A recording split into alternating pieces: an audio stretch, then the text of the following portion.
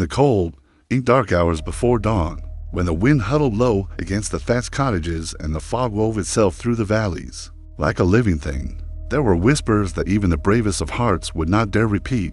Shadows in the corners were not merely absence of light, they were sentinels, guardians of secrets, or perhaps hungry watchers, waiting for the careless to speak too loudly, to draw attention to themselves, or to breathe life into the wrong thought. It was in such a world, in the trembling stillness of the 16th century English countryside, that the witch bottle was born, a small, unassuming vessel that contained terror as surely as it did clay, hair, and nails.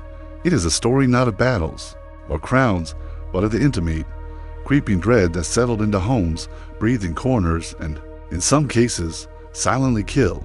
The cottages of those days were humble structures, low to the ground and hewn from timber darkened with age and smoke. The hearth, the center of family life, was also the axis of protection, where warmth and fire warded against cold and night. Beneath these hearth sores, sometimes buried deep within the floorboards in hidden hollows, or in the walls themselves, villagers would place their bottles. They were simple in appearance, clay jugs, glass vessels, corked and sealed with wax, or fashioned from pottery that had been smoothed by careful hands. But inside lay fragments of life, personal items suffused with the essence of those they wished to protect, nails, hair, bits of clothing, and sometimes you're a medium believed capable of holding magic formed a lattice, a trap, a snare for curses that might fly unseen through the air like a raven in storm-dark skies. To the medieval mind, envy was not a whisper of sentiment, nor was illness merely a random cruelty of nature. It was a shadow cast by the intent of another human being, an invisible arrow that can strike through candlelight and dream, through conversation and passing glance. A neighbor's jealousy might find its way to the heart through a spoken word, a glance, a grudge held too tightly. The witch bottle was designed to counteract this threat, to ensnare it before it could take root in flesh or in fortune. And yet, there was terror in its simplicity, for while the bottle could trap a curse, its failure was catastrophic, a crack, a fracture. Decay caused by damp and any imperfection might release the very force it sought to imprison. Villagers told stories in hushed voices round the fire of homes devastated despite the protective talismans. Children fell ill with fever of unknown origin, crops rotted despite prayers, and in some cases, the very fire that warmed the home would leap unexpectedly, consuming timber and thatch in an instant. There were nights when the wind carried the faint sound of scratching against wood, though no hand had moved, and when the candlelight flickered against the hidden bottle, some claimed they saw it pulse. As if the clay and wax contained a heart of its own, the ritual of making a witch bottle was delicate, almost sacred in its terror. Every piece of hair had to be chosen carefully, every nail driven into the vessel with intent. Spells and prayers might be whispered over it, charms laid in the soil nearby. Some villagers swore that burying the bottle beneath the hearth was enough to safeguard the household. Others insisted it needed to be hidden in a hollow wall, unseen and untouched, lest its presence invite attention from the very spirits it was meant to trap. There were those who believed that the bottle had to be created in silence, that no words, no laughter, no casual chatter could accompany its crafting. Any noise might compromise the enchantment, and in doing so, might summon the curse it sought to contain. Stories from the villages persist even today, though scattered and fragmented, like shards of the clay vessels themselves. One tale tells of a woman who, having crafted her bottle with care, still watched helplessly as her livestock succumbed to a mysterious illness. Another speaks of a cottage reduced to ashes in the dead of night, the bottle found intact in the rubble, its contents unburned, as if the fire had avoided it, sparing it to witness the ruin it could not prevent. And yet, in every account, there is an unspoken question. Did the bottle fail because it was flawed, or because the very fear that inspired its creation had given power to forces beyond comprehension? The witch bottle was more than superstition. It was a mirror of the human psyche, a reflection of anxiety rendered in clay and glass. The medieval imagination did not know viruses or germs, nor could it measure the slow march of environmental decay or malnutrition. The unseen terrors that haunted hearth and home were personalized, intentional, and almost moral in nature. Illness and misfortune were not random, they were the result of envy, of vengeance, of the unseen hand of the other. And so the bottle became a physical manifestation of this belief, a silent sentinel, simultaneously protective and perilous. Yet perhaps the true terror lies not in what the bottle could do, but in what it represents, a world in which invisible forces are real, a world in which a neighbor's gaze might wound, where thoughts have substance, and where safety is contingent upon constant vigilance. The fear imbued in the creation of each vessel may have lent it a life of its own. Villagers often whispered that sometimes the bottle trapped not a curse, but a fragment of the maker's soul, a portion of their constant anxiety lodged in clay and wax, quietly vibrating in resonance with dread itself. Archaeologists centuries later unearthed these vessels, whole or fractured, their contents preserved in eerie clarity, hair twisted into knots, nails driven with precise intent, remnants of personal items that had once belonged to living people. They are mute witnesses now, standing testament to a world governed by invisible laws, where superstition was survival and fear could shape reality in ways both subtle and devastating. Some of the witch bottles discovered bare scorch marks or fractures, evidence that perhaps the curse they held attempted escape. Others lie unbroken, untouched for centuries, silently guarding the earth above them. Scholars can catalog their construction, materials, and placement, but cannot interpret the full measure of dread that once swirled around them like smoke. In the dim light of a recreated hearth, one can imagine the hands that pressed hair and nails into clay, the whispered prayers, the steady beat of a heart so fearful that the vessel itself seemed to pulse in recognition. And there is the quiet reflection that lingers after the tale is told, that in the homes of common villagers, superstition and ritual created a fragile line between order and chaos, life and calamity, seen and unseen. The witch bottle is not merely a talisman, it is a memory, a vessel of human fear, an echo of a time when the world was stranger and darker, and the mind sought in clay, wax, and hair a bulwark against forces it could not name. In this way, the bottles of England and Scotland endure, whispering their silent stories to those willing to listen, reminding us that fear itself can be both weapon and shield, both curse and charm, and that the human imagination can render even the most mundane object a guardian of invisible terror. Even now, if one walks through a deserted village with fog curling around the corners of stone and timber, it is possible to sense the residue of that old fear. A hearth may long be cold, a cottage long abandoned, yet in the mind's eye, the vessel lies buried beneath the floorboards, sealed and quiet, holding vigil over a world of invisible threats, a world where envy, malice, and the unknown were as palpable as fire and stone. Perhaps, in the long centuries since, the witch bottle has not simply survived the elements, it has survived human, forgetting, a timeless sentinel of our desire to hold back the shadows, to ensnare the unseen, and to make tangible the untouchable, a whispering fear that endures in silence, waiting still beneath hearth and wall, in the dense, rolling mists of medieval England, where the hills curled like sleeping serpents and the forests pressed close to the villages with dark, suffocating intent. There existed a shadow that no sword could strike, no lock could bar. It was neither wolf nor hound, yet it moved like both silent, immense, and impossibly quick. Villagers spoke of it only in whispers, and those who dared speak aloud often found their words caught in their throats, as if the very air had turned to lead. They called it the Black Dog, a spectral guardian of death, a harbinger whose appearance foretold calamity. Some said it was a demon, some a restless spirit, and some feared it was the manifestation of divine wrath, stalking the guilty and the innocent alike. To encounter it was to feel the weight of the world press against your chest, a cold, immovable hand reminding you that life was fleeting, fragile, and often cruelly arbitrary. The Black Dog appeared most often in the lonely places, the mist-laden moors, where reeds whispered with ghostly voices, the cliffs above storm-swept seas, where gulls cried against invisible wings, and the crossroad in the dead of night, where no living creature trod. Travelers reported glimpses of glowing eyes, red or amber, that seemed to burn through the darkness, fixing on the soul rather than the body. Some claimed the creature had a head that vanished into smoke, a tail that trailed into nothing, paws that left no mark on wet grass or mud. Even dogs, they said, would shiver at its approach, their hackles raised, teeth bared. And yet the phantom passed without a sound beyond its own oppressive presence. Chroniclers from the 14th and 15th centuries describe incidents in towns and hamlets where the Black Dog's visitation was fatal. In one account, a man returning home after tending cattle vanished. Neighbors later found his footprints stopping abruptly at the village edge, and in their place were paw prints too large to belong to any earthly beast. In another, a woman tending Her garden was overtaken by a shadow that stretched across the soil like spilled ink. Her family found her the next morning, heart stopped, face pale, and her hair matted with dew. Some claim that the dog would watch entire families for generations, its presence silent yet oppressive, lingering in attics and cellars, beneath the hearth, or perched invisibly at the bedside, observing, judging, and waiting. The superstition surrounding the black dog was not merely fear of death, but fear of the inexplicable.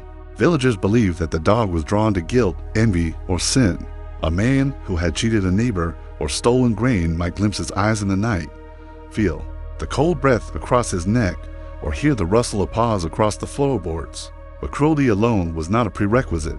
Even the innocent, the pious, or the weary traveler could feel the weight of its judgment. Some theorized that the dog was bound to the land, a spectral sentinel of places scarred by tragedy or betrayal. Others whispered that it was a messenger, carrying unseen knowledge between worlds, a guardian of secrets too terrible for human minds to bear. Stories abounded of villages that sought to appease the unseen presence. Crosses were carved into doorways, charms hung from beams, and prayers were whispered to saints long forgotten. Travelers carried talismans of iron or salt, hoping to ward off the creature. Yet often these measures were ineffective. The dog was not meant to be banished, it was meant to remind, to instill a tremulous respect for life and the fragile boundary between survival and calamity.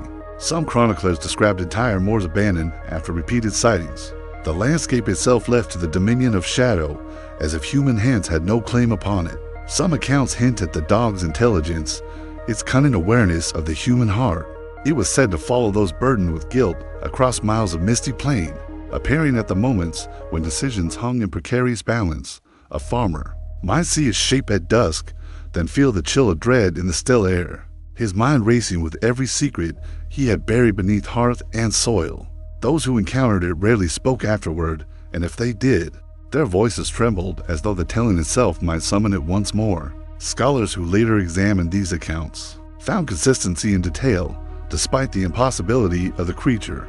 Its eyes, immense and glowing, its silent passage, and the sudden, paralyzing cold that accompanied its presence all appeared in villages hundreds of miles apart, suggesting that the myth was as real to those who lived it as the stone of their cottages or the chill of the river at dawn.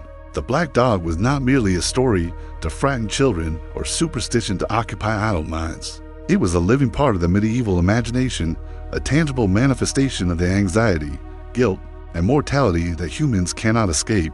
It was a mirror held up to the heart of man, reflecting his fears, his unspoken sins, and his inescapable fragility. In encountering the dog, one encountered the weight of existence itself, the relentless reminder that life is fleeting, that darkness is always near, and that some forces are beyond comprehension or control.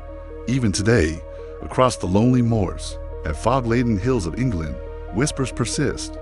Travelers speak of red eyes in the shadows, of a cold that cannot be explained, of footsteps that echo behind them when the night is still. The legend endures not because of tangible evidence, but because it resonates with the human soul. It is an ancient warning, a cautionary tale carried in the marrow, reminding us that the world is not entirely our own, and that some presences lack. The black dog lingered at the edge of perception, silent, patient, and eternal, to walk the moors as the wind bends the fog across bracken and stone. One might feel the weight of history, the slow pressing of the invisible against skin and mind. The black dog, ever watchful, is not bound to any one century, but to the enduring. Fear that the unseen, the malevolent, and the unknown inhabit the spaces we think of as safe. Its legend teaches reverence for the quiet corners of the world, for shadows that move with purpose, and for the fragile thread of life that can be cut by forces that dwell beyond mortal sight.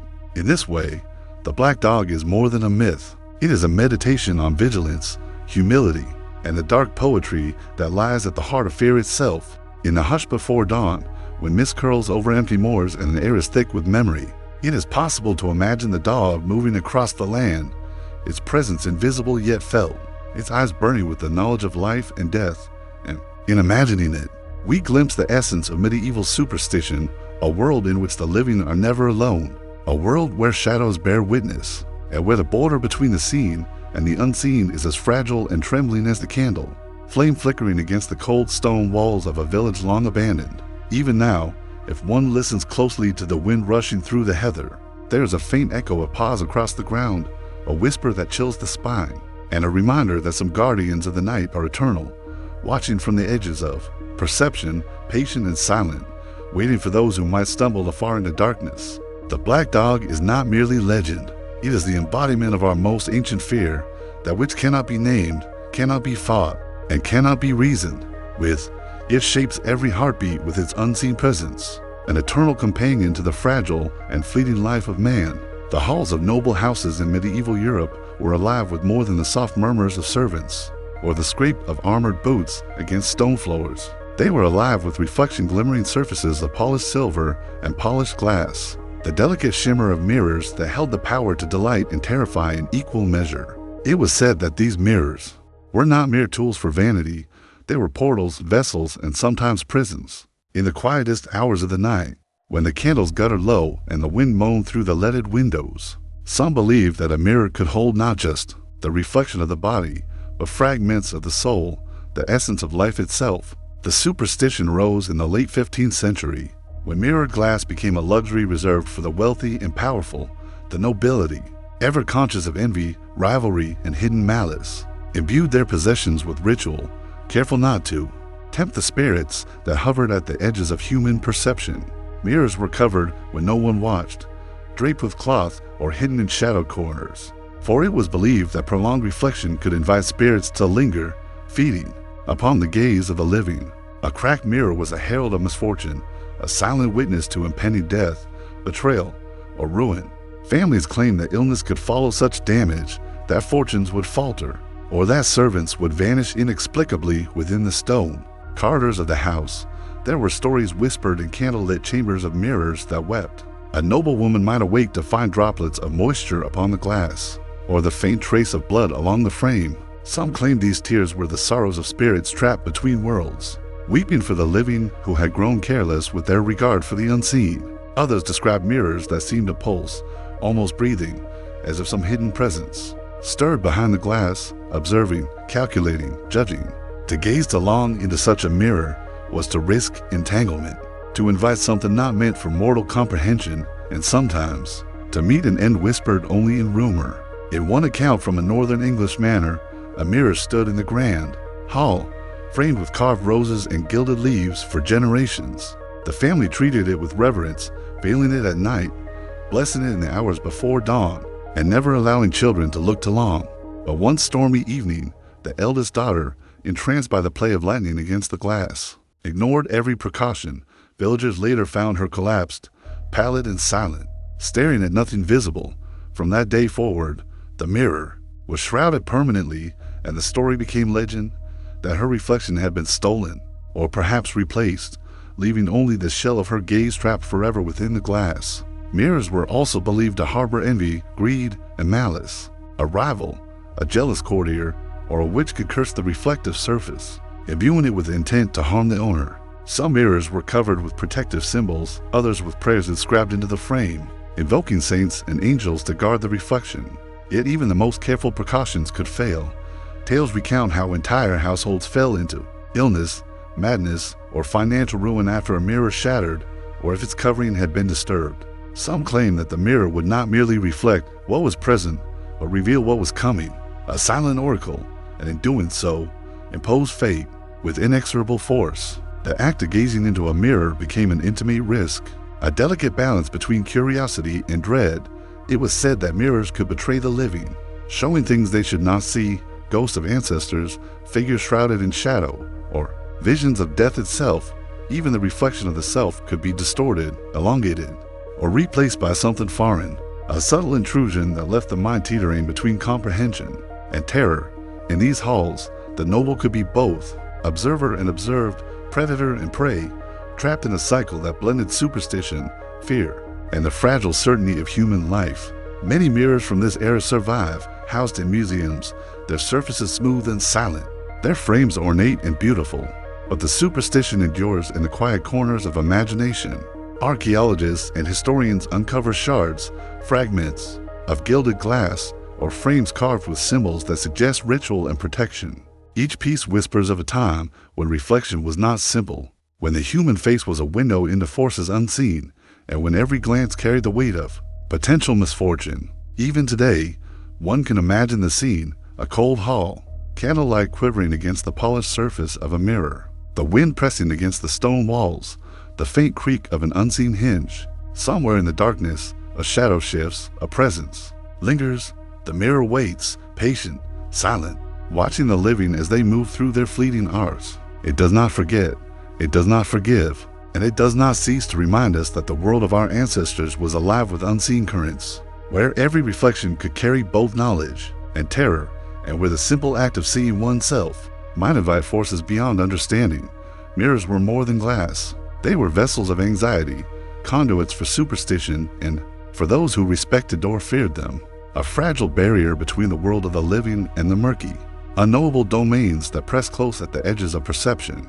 To the medieval mind, the mirror was both a friend and a predator, an object of beauty entwined with peril, and a reminder that the smallest reflection might hold the deepest, darkest truth. As the night stretches over abandoned halls and the faint scent of candle wax lingers in the air, it is easy to feel the weight of centuries pressing against the glass. One can almost hear the echoes of cautious footsteps, the rustle of silk skirts, and the soft, whispered prayers of families who knew that the reflection they admired could also be the reflection that consumed.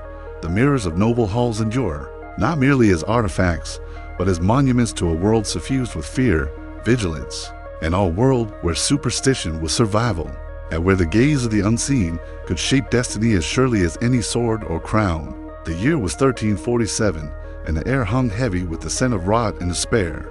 Europe had become a landscape of shadows, of empty streets and the moans of the sick drifting across cobblestones. Slick with rain and unseen filth, cities, once alive, with the chatter of merchants and the clatter of horses, had fallen into an eerie, oppressive silence, pierced only by the distant tolling of bells and the shrill cries of those dragged into hastily dug pits. In this darkness, there appeared the figures that would come to embody the dread of the age, plague doctors, cloaked and masked, moving through the streets as if untouchable, yet as spectral as the disease they confronted. The masks they wore were grotesque, with elongated beaks that jutted forward like the bones of some prehistoric bird. Within those hollow vessels of leather and glass, aromatic herbs were stuffed, lavender, myrrh, and rose petals, intended to purify the air they breathed, to stave off the invisible miasma that hung thick over every town and village. But it was more than a barrier against disease. It was a talisman, a shield against the fear that pressed inward, the unspoken terror that the plague was not merely a pestilence, but a sentient force, a deliberate curse that moved with malevolent purpose. The sight of the masked figures looming in the fog created panic even among the resolute, for the face was the window to the soul, and theirs were hidden, unreadable, unnatural. In the flickering candlelight of ruined homes, villagers whispered about the doctors as if they were spirits themselves, neither living nor dead. They would enter cottages without touch, probing the sick with wooden sticks, observing symptoms with clinical detachment yet ritualistic care. Some accounts tell of doctors leaving behind charms and crosses, as if their purpose was not only to tend the afflicted, but to seal away something unseen that had already entered the body. The beak mask, with his herbs, was thought to capture not just disease, but evil intent, perhaps the malice of God or the wrath of demons, held at bay by the pungent fragrance of the aromatic fillings. Yet the plague doctors were not immune to fear. Stories speak of their own shadows growing longer in the moonlight, their boots slipping on slick stones, and the faint scratching inside the beak as if the herbs themselves murmured warnings. Some claimed that a doctor who lingered along in the house of the dead would hear whispers, footsteps, or the faint breathing of something that should not exist. Others fell ill despite the mask, their bodies consumed by the same pestilence they sought to stave off, their faces hidden behind the grotesque beak, silently screaming in ways that no human ear could hear. The plague itself was indiscriminate, yet the figure of the masked doctor became a symbol of hope and terror intertwined. Families would watch through windows, praying that the figure passed without pause, and yet feeling an unspoken dread at the very sight of them. They carried in their hands long rods, not to strike, but to examine from a distance, a physical extension of the boundary between life and death, between the living and the invisible, virulent specter that roamed the streets in small towns. Some claim that the herbs within the masks could not merely purify air. They could trap the plague itself, hold it, and perhaps even bargain with it. There are accounts of masks being passed down, used over decades, carefully refilled with fresh herbs and scented oils, imbued with ritualistic incantations to ward off not just disease, but the attention of spirits who might exploit human weakness. The boundaries between medicine, superstition, and magic blurred completely. A mask was simultaneously practical, symbolic, and terrifying, a reminder that survival depended on navigating both seen and unseen threats. Some of the most haunting tales concern the quiet deaths that followed the presence of the doctors. In villages where they walked the streets at dusk, entire families would be found in the morning, untouched by human hands, yet claimed by the pestilence. It was whispered that the mask could sometimes attract the very evil it sought to repel, drawing the attention of the invisible forces that flowed through the plague like a dark river. The doctors became agents not only of healing, but of ritual containment, moving silently through fog, shadows clinging to their cloaks, their eyes hidden behind dark glass, their breath a blend of herbs and fear, and there is a slow, deliberate terror in imagining the process, a candle guttering in a dim corner, a child too weak to cry, a mother praying over their trembling body, while outside, a figure in black glides past, beak extended, hand clutching the wooden stick that separates safety from calamity. The doctor does not speak, the doctor does not flinch, the doctor is both protector and omen, and within that silent interaction lies the full weight of the plague itself, the human attempt to impose order on chaos. The fragile intersection of knowledge, superstition, and mortal terror. The streets, even when empty, seemed alive with whispers, for the presence of the plague doctor transformed reality. Every shadow could be a harbinger, every step could herald doom. Families carved symbols into doorframes, laid crosses atop thresholds, and whispered prayers for protection, knowing that the mask, the cloak, and the herbs were the thin line between life and death. Yet the specter of uncertainty remained, for even the most careful measures could not guarantee survival. In this way, the plague doctor embodied the medieval relationship with fear, recognition of danger, acknowledgement of limits, and a desperate attempt to manipulate invisible forces through ritual, symbol, and observation. Even today, in the foggy streets of old towns and the forgotten alleyways of European cities, one can imagine the long black cloak, the heavy boots, the beak mask glinting with candlelight and moonlight alike. It is an image that endures because it captures the essence of human vulnerability, our need to shield ourselves against forces we cannot see, our reliance on objects, symbols, and rituals to impose order, and our enduring fascination with the delicate line between survival and oblivion. The plague doctor was not a hero nor a mere medical practitioner. They were a living manifestation of human fear and ingenuity intertwined. They stood at the threshold of life and death, their beak a barrier, their eyes hidden, their every action a prayer against the invisible. In their silence and in their mask, one can hear the heartbeat of a world consumed by dread, yet determined to endure. The mask of silence became the emblem of a civilization grappling with mortality, a reminder that even in the face of unimaginable horror, humans seek meaning, protection, and a fragile hope. And as night falls over the same cobblestone streets, as mist coils around abandoned cottages and church towers, it is possible to feel the echo of those black-clad figures, moving silently among shadows, their presence a testament to fear, resilience, and ritual. The plague doctor is a whisper from the past, a vessel of human imagination, superstition, and determination, reminding us that the world has always been larger, stranger, and darker than we might wish to acknowledge, and that even the smallest measure of protection, herbs, mask, cloak, can be a lifeline in the most desolate and haunted of nights. The towers of medieval towns rose like jagged teeth against the sky, their stone faces slick with rain and shadow, their spires trembling in the wind as if they could topple at the slightest touch. Within these towers hung the bells, enormous, iron-hearted voices of the city, forged with care and consecrated in ritual, meant to mark time, summon the faithful, and proclaim triumphs, yet in the whispers of the people. These bells held a darker purpose, one that throbbed beneath the surface of daily life like a pulse of unseen dread. They could herald death, disaster, or divine displeasure, and on certain nights, when fog rolled low across cobbled streets, some claimed they rang of their own accord, speaking in a language known only to the dead and the damned. The superstition surrounding bells was ancient, tied to the very heartbeat of the community. Each bell was more than a musical instrument.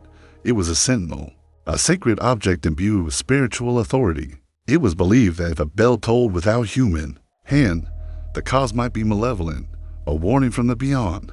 or the restless whisper of the dead who lingered near the town. Entire villages would hush at the sound, hearts pounding, for the tolling carried not merely sound, but portent. A bell cracked in mid-swing, and fear would swell. Was it the work of careless craftsmen, or the judgment of spirits? In some regions, it was thought that bells could trap souls within their metal bodies, and a poorly cast or damaged bell could release those souls, allowing them to wander in restless torment. Accounts tell of nights when the fog was so thick that the bells seemed to hang suspended in the mist, their tones low and vibrating, filling the air with a mournful resonance that penetrated houses and barns alike. Farmers, returning from fields, would hear the tolling and quicken their steps. Fearing the invisible hand that presided over misfortune, children clutched their mother's skirts, and even the clergy paused mid-prayer, aware that the bells might speak truths too terrible to confront openly. There were stories of bells ringing at midnight in the absence of any bell ringer, of strange echoes following the chimes as if the sound were alive, wandering the streets, seeking the guilty, the unlucky, or those who had angered the divine. Some chroniclers describe the phenomenon of weeping bells, where condensation formed in strange patterns along the iron, or faint streaks of what appeared to be rust-colored moisture trickled from the clapper. Villagers interpreted this as sorrow, or perhaps anger, an expression of the bell's own awareness of the wrongs of the living.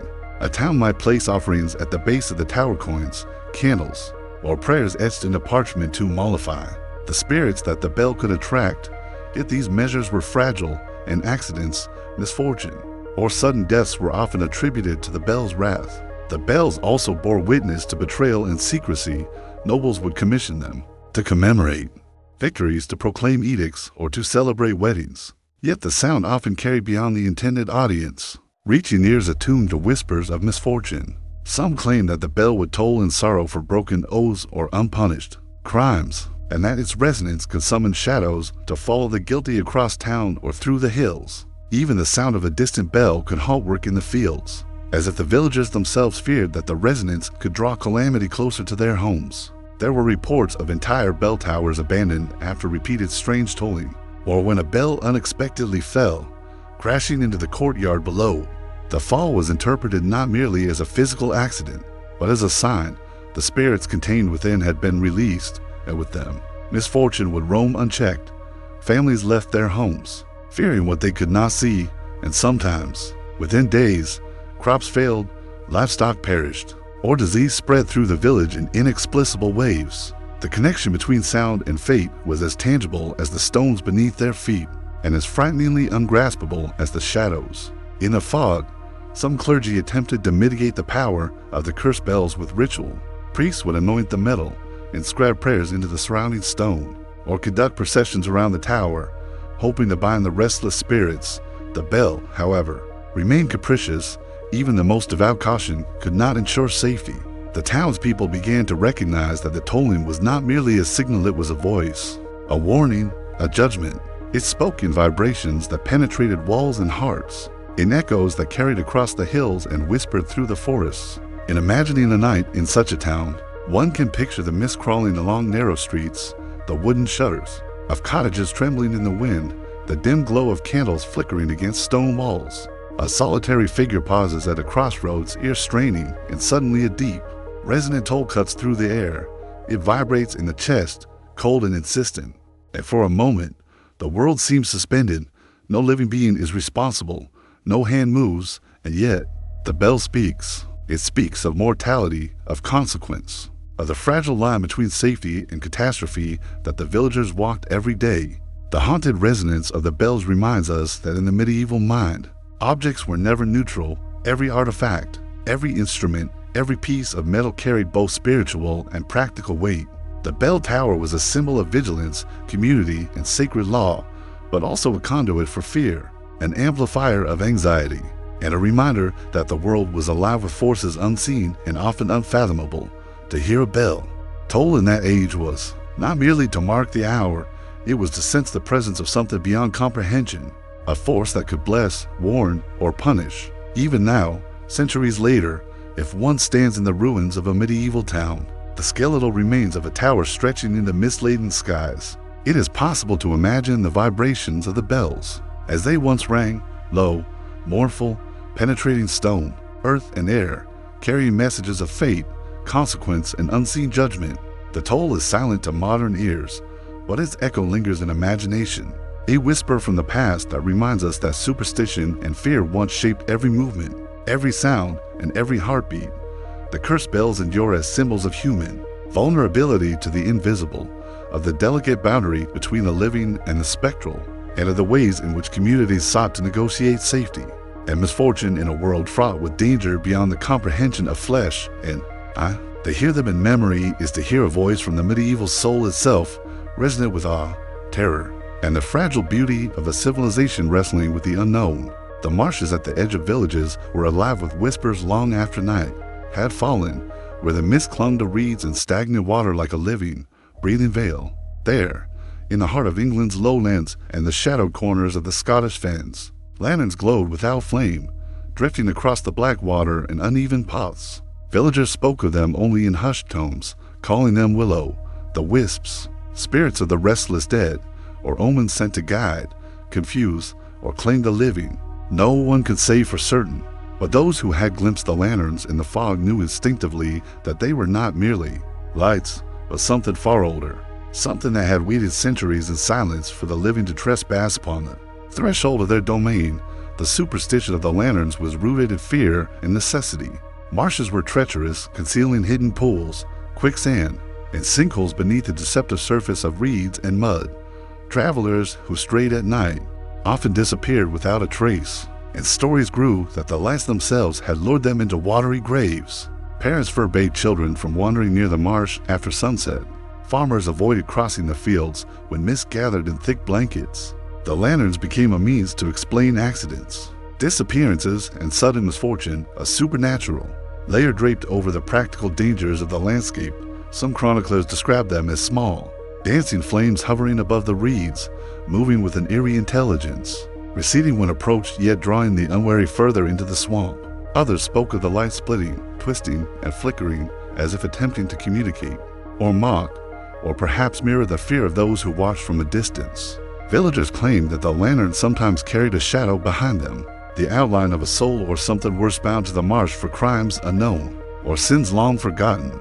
It was said that a single misstep toward the glow could be fatal, not merely because of the physical danger, but because the spirits tethered to the light might claim a piece of one's own essence, leaving the body hollow, the mind trembling with madness. Priests and wise women attempted to counteract the malevolent presence of the lanterns with rituals.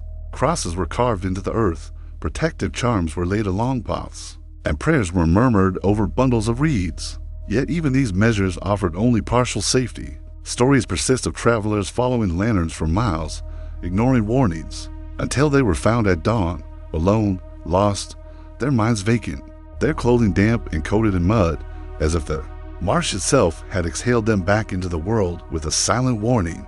The lights were also thought to be connected to the souls of the unbaptized, the victims of sudden death, or those who had been wronged in life and denied proper burial. Their glow was both a lure and a cry, a plea for recognition, a reminder that the living existed alongside the dead in a fragile, uneasy equilibrium.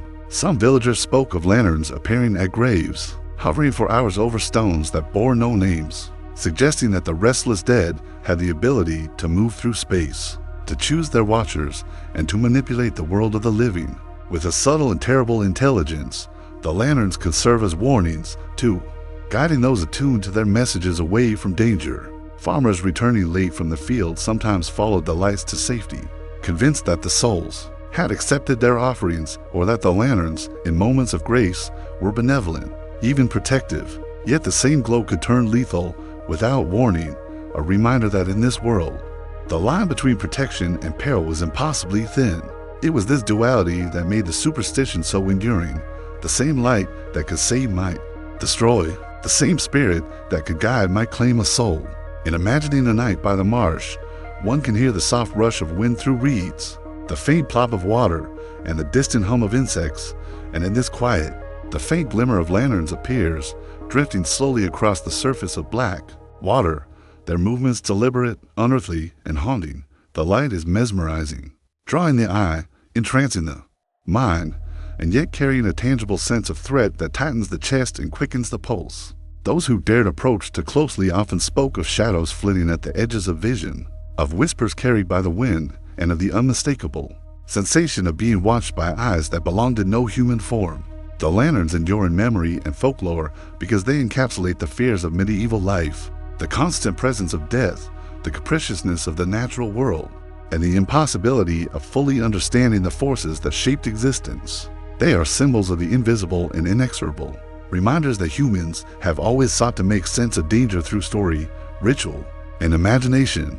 To the medieval mind, light and shadow, life and death were inseparably entwined, and the willow, the wisp, was a luminous testament to this truth, a quiet, persistent reminder that the living were never alone, even in the most desolate and empty landscapes. Even today, in the fog-laden fields and abandoned marshes, one can imagine the glow drifting just beyond reach, moving with a deliberate intelligence, pausing, pulsing, and whispering to the soul rather than the ear. The lanterns are not merely lights, they are carriers of memory, fear, and the delicate knowledge that the dead linger, that the unseen can influence the living, and that some warnings are better heeded than understood. They remind us that superstition in medieval times was not frivolous, but a means of navigating a world brimming with invisible peril, where every shadow could be alive, every glimmer a message, and every step through the fog a dance with forces beyond mortal comprehension. To walk a marsh at night, to feel the mist curling around ankles and the scent of decay pressing into the lungs, is to step into the same rhythm that guided medieval villagers. It is to sense the pull of the unseen, to imagine lanterns drifting just beyond the edges of perception, their glow both invitation and warning, and in doing so, one glimpses the heart of superstition itself, a meditation on fear, survival, and the fragile boundary between the living and the restless, a quiet, luminous terror that has endured through centuries, whispering still through mist and memory. The gardens of medieval castles and manors were not merely displays of beauty. They were theaters of scent, shadow, and secret intent, stone walls and closed beds of herbs, flowers, and shrubs whose appearances belied the peril they carried. Among the lavender, rosemary, and sage lay plants whose leaves could heal or harm, whose roots could sustain life or silence it. These were the gardens of whispered terror, the hanging gardens of poisoned herbs, where superstition and fear intertwined with daily survival. They were at once places of solace and danger, a reminder that nature and human hands could be both ally and adversary. In the high-walled courtyards of the 14th and 15th centuries, gardeners tended plants with the reverence accorded to relics. They whispered as they worked, invoking saints and charms to ensure protection from the unseen. Herbs like wolfsbane, hemlock, belladonna, and nightshade were prized for their potency, feared for their lethality, and often planted not merely for medicine, but as guardians against intruders, witches, and spies. It was said that a careless hand, a misread instruction, or a whisper of envy could turn a simple leaf into an agent of death.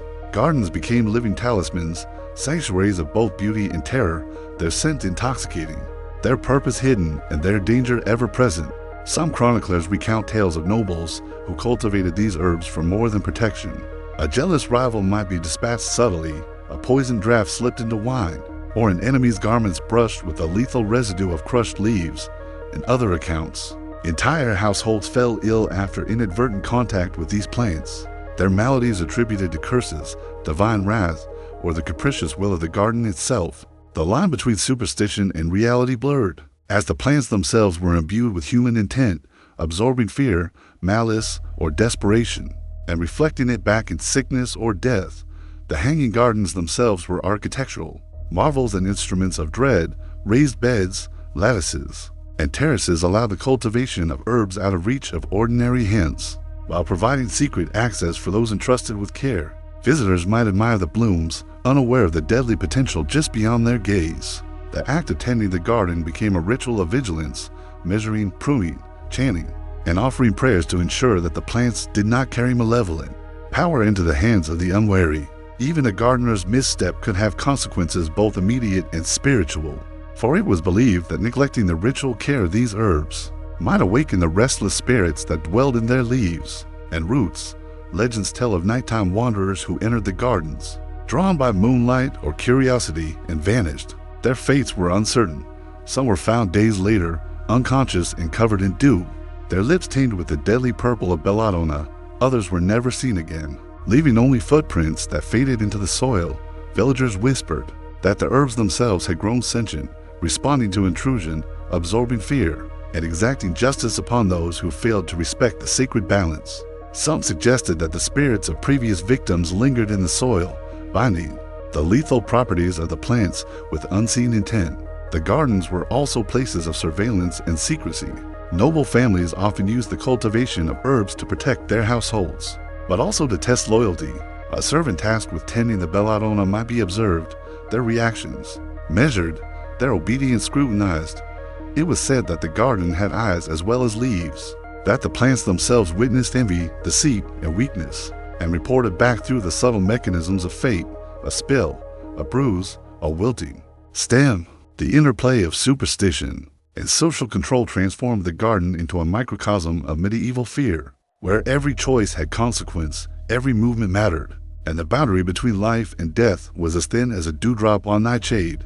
Even in daytime, the gardens exuded unease. The pungent scent of crushed leaves could induce dizziness. The bright flowers could conceal deadly toxins, and the careful symmetry of the layout reflected human desire for order amid chaos. The juxtaposition of beauty and danger mirrored the medieval mind itself, a consciousness attuned to both divine blessing and invisible malice, forever balancing reverence and fear. To walk these gardens was to participate in a ritual of mindfulness, to feel the pulse of nature and superstition intertwined, and to recognize that life and death were separated by mere inches of soil, by the shadow of a leaf, by the tremor of a hand tending a forbidden herb. Some records suggest that the gardens were also used in ritual protection against witches or malicious spirits. Sprigs of rue, sage, or rosemary might be woven into doorways or pressed into walls, while wolfsbane and nightshade remained in the garden itself, ready to repel or ensnare. The act of tending became a spiritual exercise, one where the gardener negotiated with forces unseen, ensuring that both human and supernatural threats were contained. To mismanage the plants was not merely careless, it was dangerous.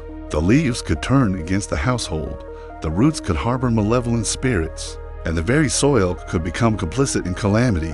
Even centuries later, remnants of these gardens endure, though their potency is lost to time. The raised beds, stone walls, and terraces remain, silent witnesses to a world in which superstition and survival were intertwined. Archaeologists uncover traces of poisonous plants, remnants of careful cultivation, and faint markers of ritual activity. These artifacts whisper of a time when the living negotiated with unseen forces, when beauty could conceal danger, and when life was inseparable from the vigilance inspired by fear. To wander among the ruins of such a garden today is to step into the heartbeat of medieval superstition, to feel the weight of centuries of ritual, the lingering scent of herbs long decayed, and the faint, almost imperceptible tension of life and death interwoven. The hanging gardens of poison herbs endure as monuments to human ingenuity, fear, and reverence, silent yet alive with the memory of those who understood the precarious balance of survival in a world teeming with unseen peril. They remind us that in the medieval mind, every leaf, flower, and root could be a conduit of blessing or a herald of doom, and that the delicate cultivation of life demanded not only skill, but vigilance, courage, and a quiet respect for the forces one could never fully see or comprehend. The monasteries of the medieval world were places of devotion, silence, and shadow. Stone walls rose in solemn arcs, cloisters forming labyrinths where the light fell in pale, trembling streams across worn flagstones. Here, within the dim glow of candlelit chapels, monks moved like ghosts, their habits whispering against the floor, their eyes lowered, their lips pressed to prayer. And within these walls lay a mystery both simple and terrifying, the silent bells, enormous and ornate, that hung in towers yet refused to ring. Their presence was both sacred and haunting, a reminder of devotion and despair intertwined, of voices that once cried across the land now imprisoned in cold, unyielding metal. The superstition surrounding these silent bells was rooted in grief, fear, and inexplicable tragedy. Chroniclers spoke of abbeys where the bells had been forged with care and consecrated by the highest authority, intended to call the faithful to prayer, to mark the hours of labor and meditation. Yet in some monasteries, the bells would not sound. No hand, no hammer, no ritual could coax a tone from them. Some whispered that they had absorbed the sorrow of the dead, the despair of monks who perished in plague, starvation, or ritual accidents. Others claimed that the silence itself was deliberate a curse placed upon the abbey by an unseen power, a divine chastisement for sins unspoken, or an act of malevolence by a rival monastery or dark force unseen, the silent bells became a source of obsession and fear. Monks devoted to the rhythm of prayer would approach the bells with a mixture of reverence and dread, testing ropes and hammers in vain. It was said that some abbots spent nights in vigil beneath the heavy forms, listening to the faintest echo, the whisper of wind through the bell tower, hoping for a sound that would never come. Villagers in the surrounding countryside noticed the absence, interpreting it as an ill omen, believing that the abbey had been cut off from divine favor, or that the souls of the departed lingered, restless and demanding attention. Legends tell of monks who attempted to repair or replace the bells, only to meet with misfortune.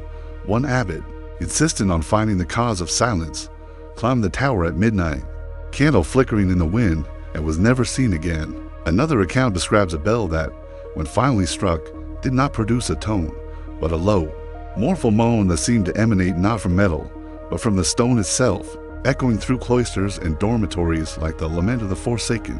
The phenomenon defied reason.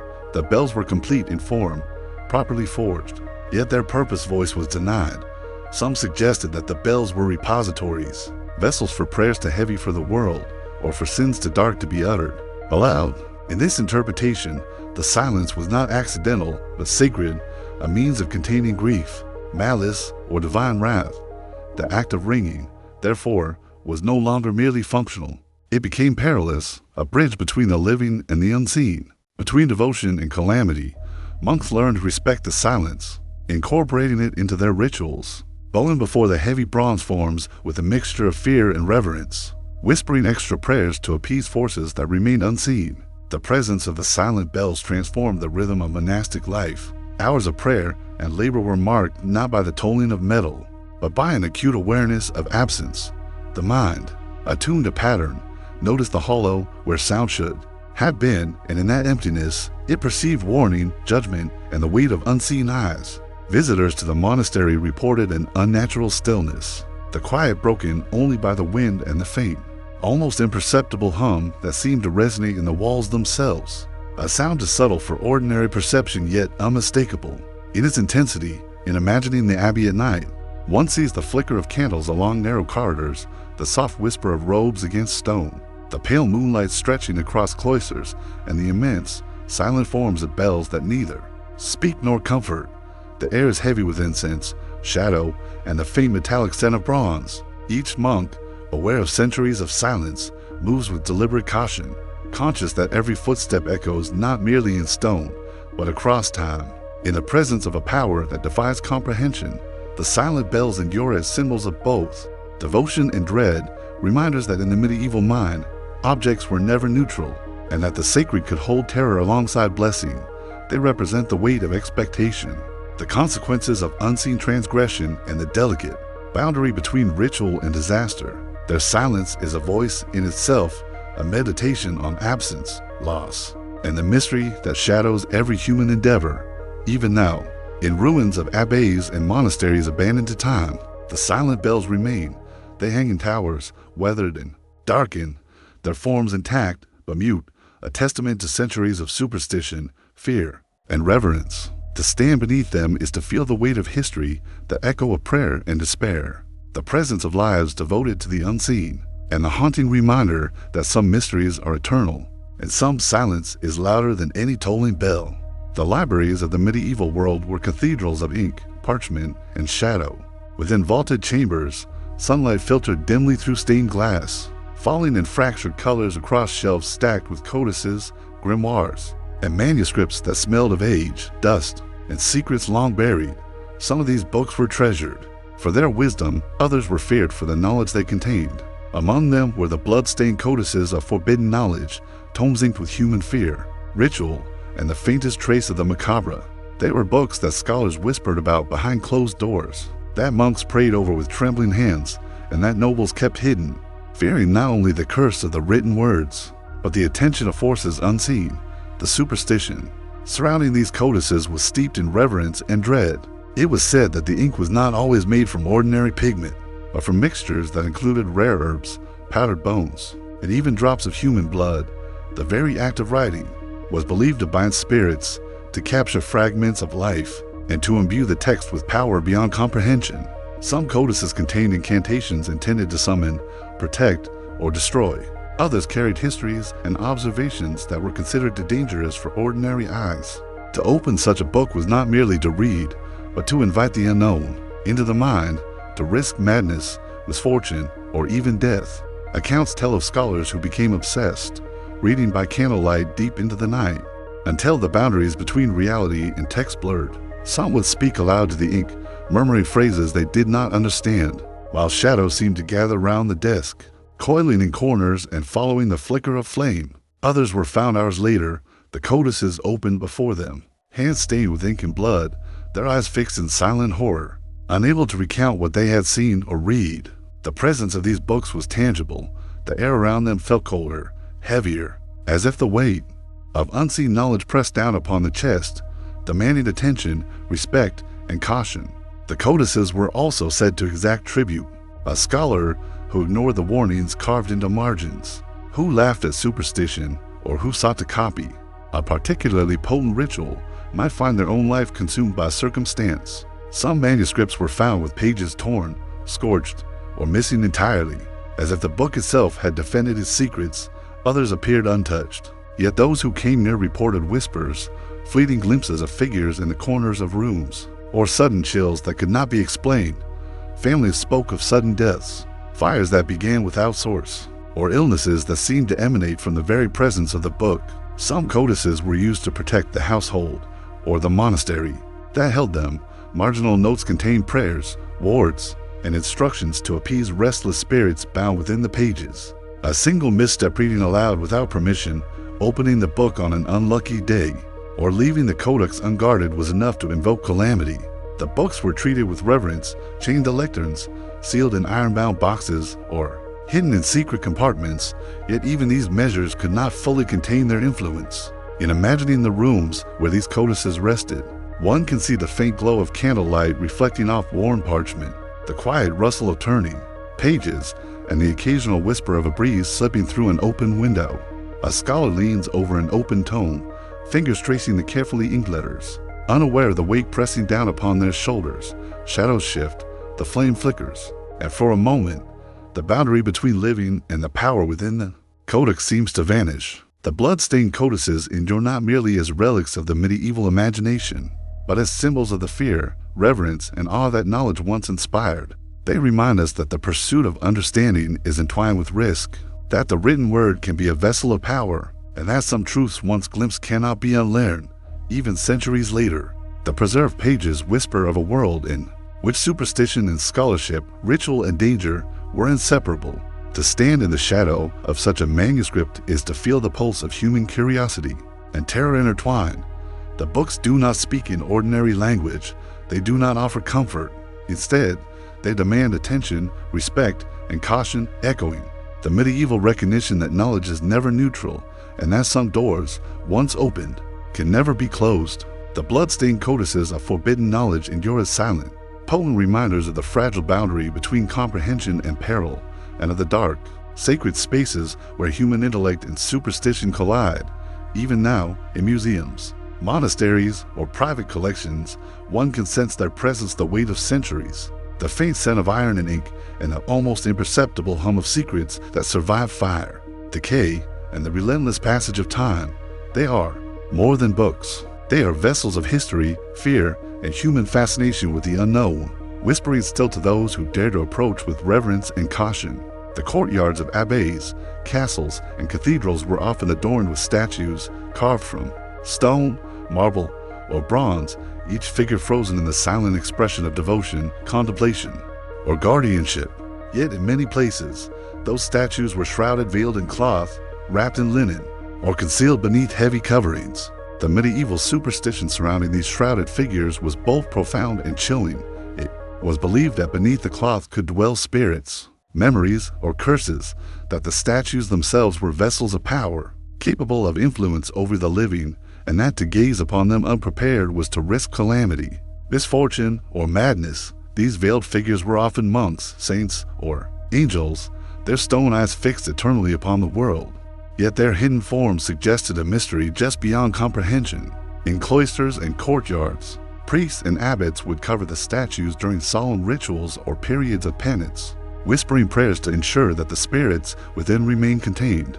It was said that some statues were intentionally shrouded because they had witnessed crimes, betrayal, or sins too dark to recount aloud, their stone forms absorbing the echoes of human weakness and moral failing. The covering became both a protective act and an acknowledgement that certain truths were deposed to meet with unguarded eyes.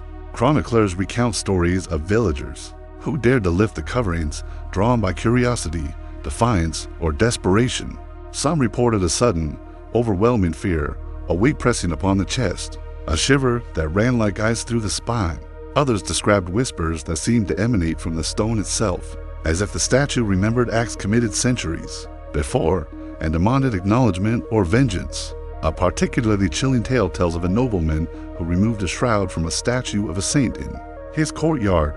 By dawn, every servant in his household had fallen ill, and a fire inexplicably consumed a portion of the manor. The statue, once veiled, stood silent, untouched by flame, as if it had judged and exacted punishment through the unseen hand of divine or spectral power. The practice of shrouding was also tied to ritual cycles of the church.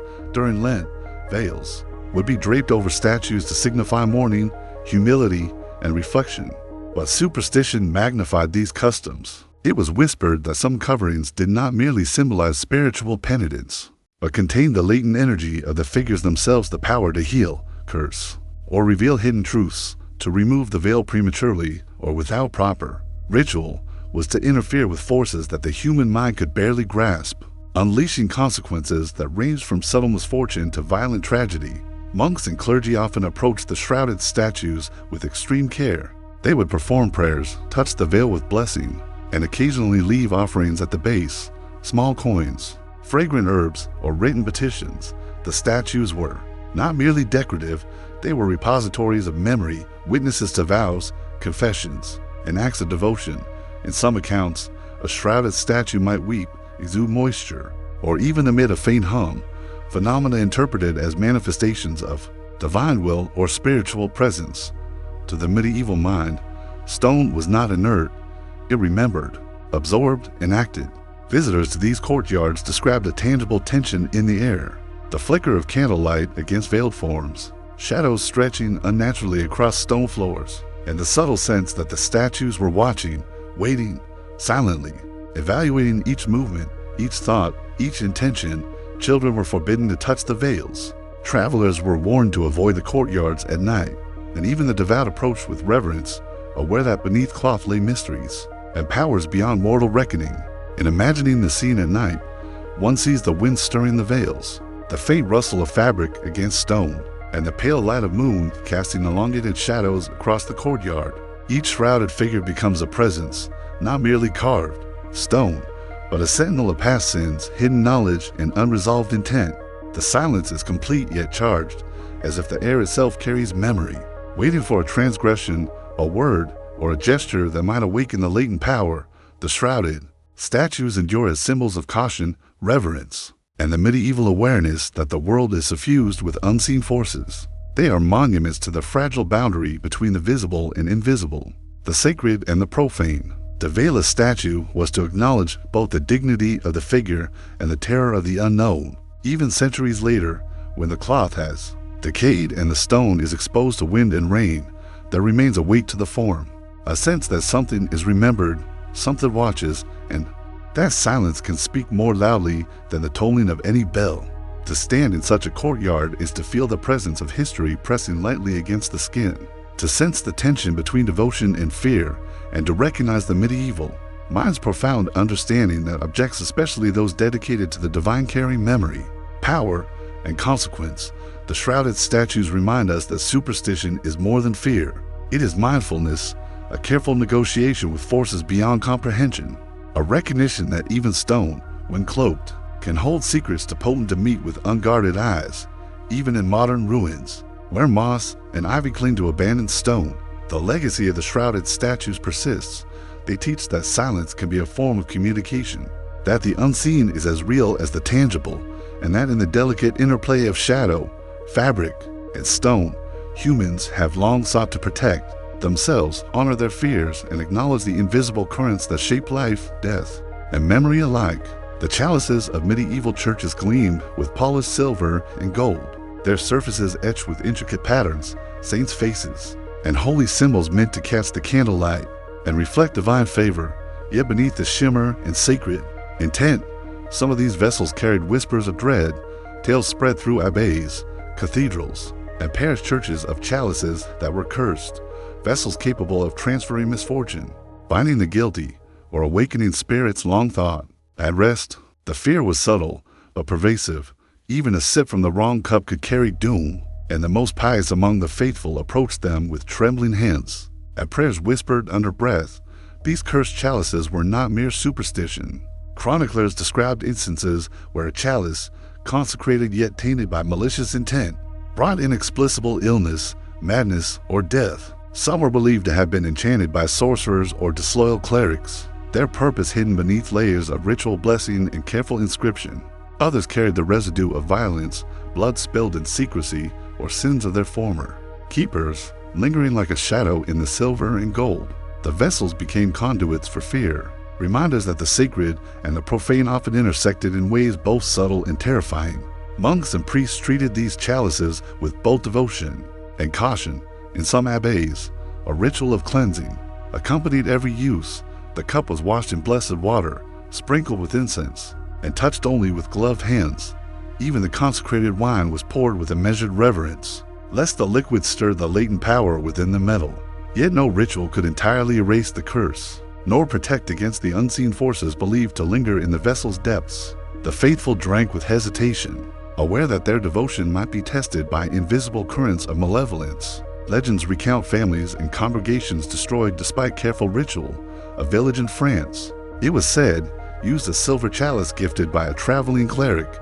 Within days, cattle died mysteriously, crops withered, and children fell ill with fevers that resisted treatment. The chalice was locked away, yet the calamity persisted until the object was exhumed and richly buried beneath the churchyard, accompanied by prayers meant to sever the link between metal and malice. Some scholars argued that the chalices absorbed human intent, the pious and the wicked alike, in that imbalance, negligence, or envy could awaken the curse within. The physical properties of the chalices themselves enhanced the mystique. Intricate engravings, hidden chambers, and unidentifiable markings suggested a knowledge beyond human comprehension. Some cups bore scratches and stains that could not be removed, traces of prior use whose origin was impossible to ascertain. Observers noted that the reflections in the polished metal sometimes appeared distorted, showing faces or shadows not present in the room, as if the chalice contained memory, conscience, or specters of those who had interacted with it. Imagining the use of such a chalice at night, one sees a candlelit chapel, flickering shadows dancing across stone arches. The priest raises the vessel, the faint scent of incense mingling with wine and the metallic tang of silver. A hush falls over the congregation. The chalice gleams, alluring, sanctified, yet brimming with danger. Each sip is a negotiation with unseen forces, a test of faith and fate. Where devotion and trepidation are inseparable, the air is thick with expectation, with the weight of centuries of superstition, belief, and unexplained calamities. In essence, the cursed chalices were symbols of the precarious boundary between the divine and the supernatural, the sacred and the threatening. They remind us that in the medieval mind, objects consecrated in ritual could be both protective and perilous, capable of blessing the faithful and punishing the careless or the malicious. To drink from a chalice was not merely an act of communion, but a confrontation with forces that human understanding could only approach through ceremony, vigilance, and respect. Even today, surviving medieval chalices inspire awe and unease. Their craftsmanship and artistry are undeniable, yet they carry the weight of superstition, of stories passed in whispers, of objects that were thought to mediate both blessing and curse. To stand before one is to feel the echo of centuries of fear, devotion, and caution. To recognize that even in objects designed to honor the sacred, there exists the possibility of peril, and that the medieval mind perceived the world not only through reason, but through reverent caution of the unseen. The chalices endure as relics of a civilization that navigated a world teeming with invisible forces, where superstition was inseparable from faith, and where every ritual, every gesture, and every vessel was a negotiation with the unknown. They remind us that the sacred was never simple, that beauty could conceal danger, and that even the most devout must approach some objects with both reverence and trepidation.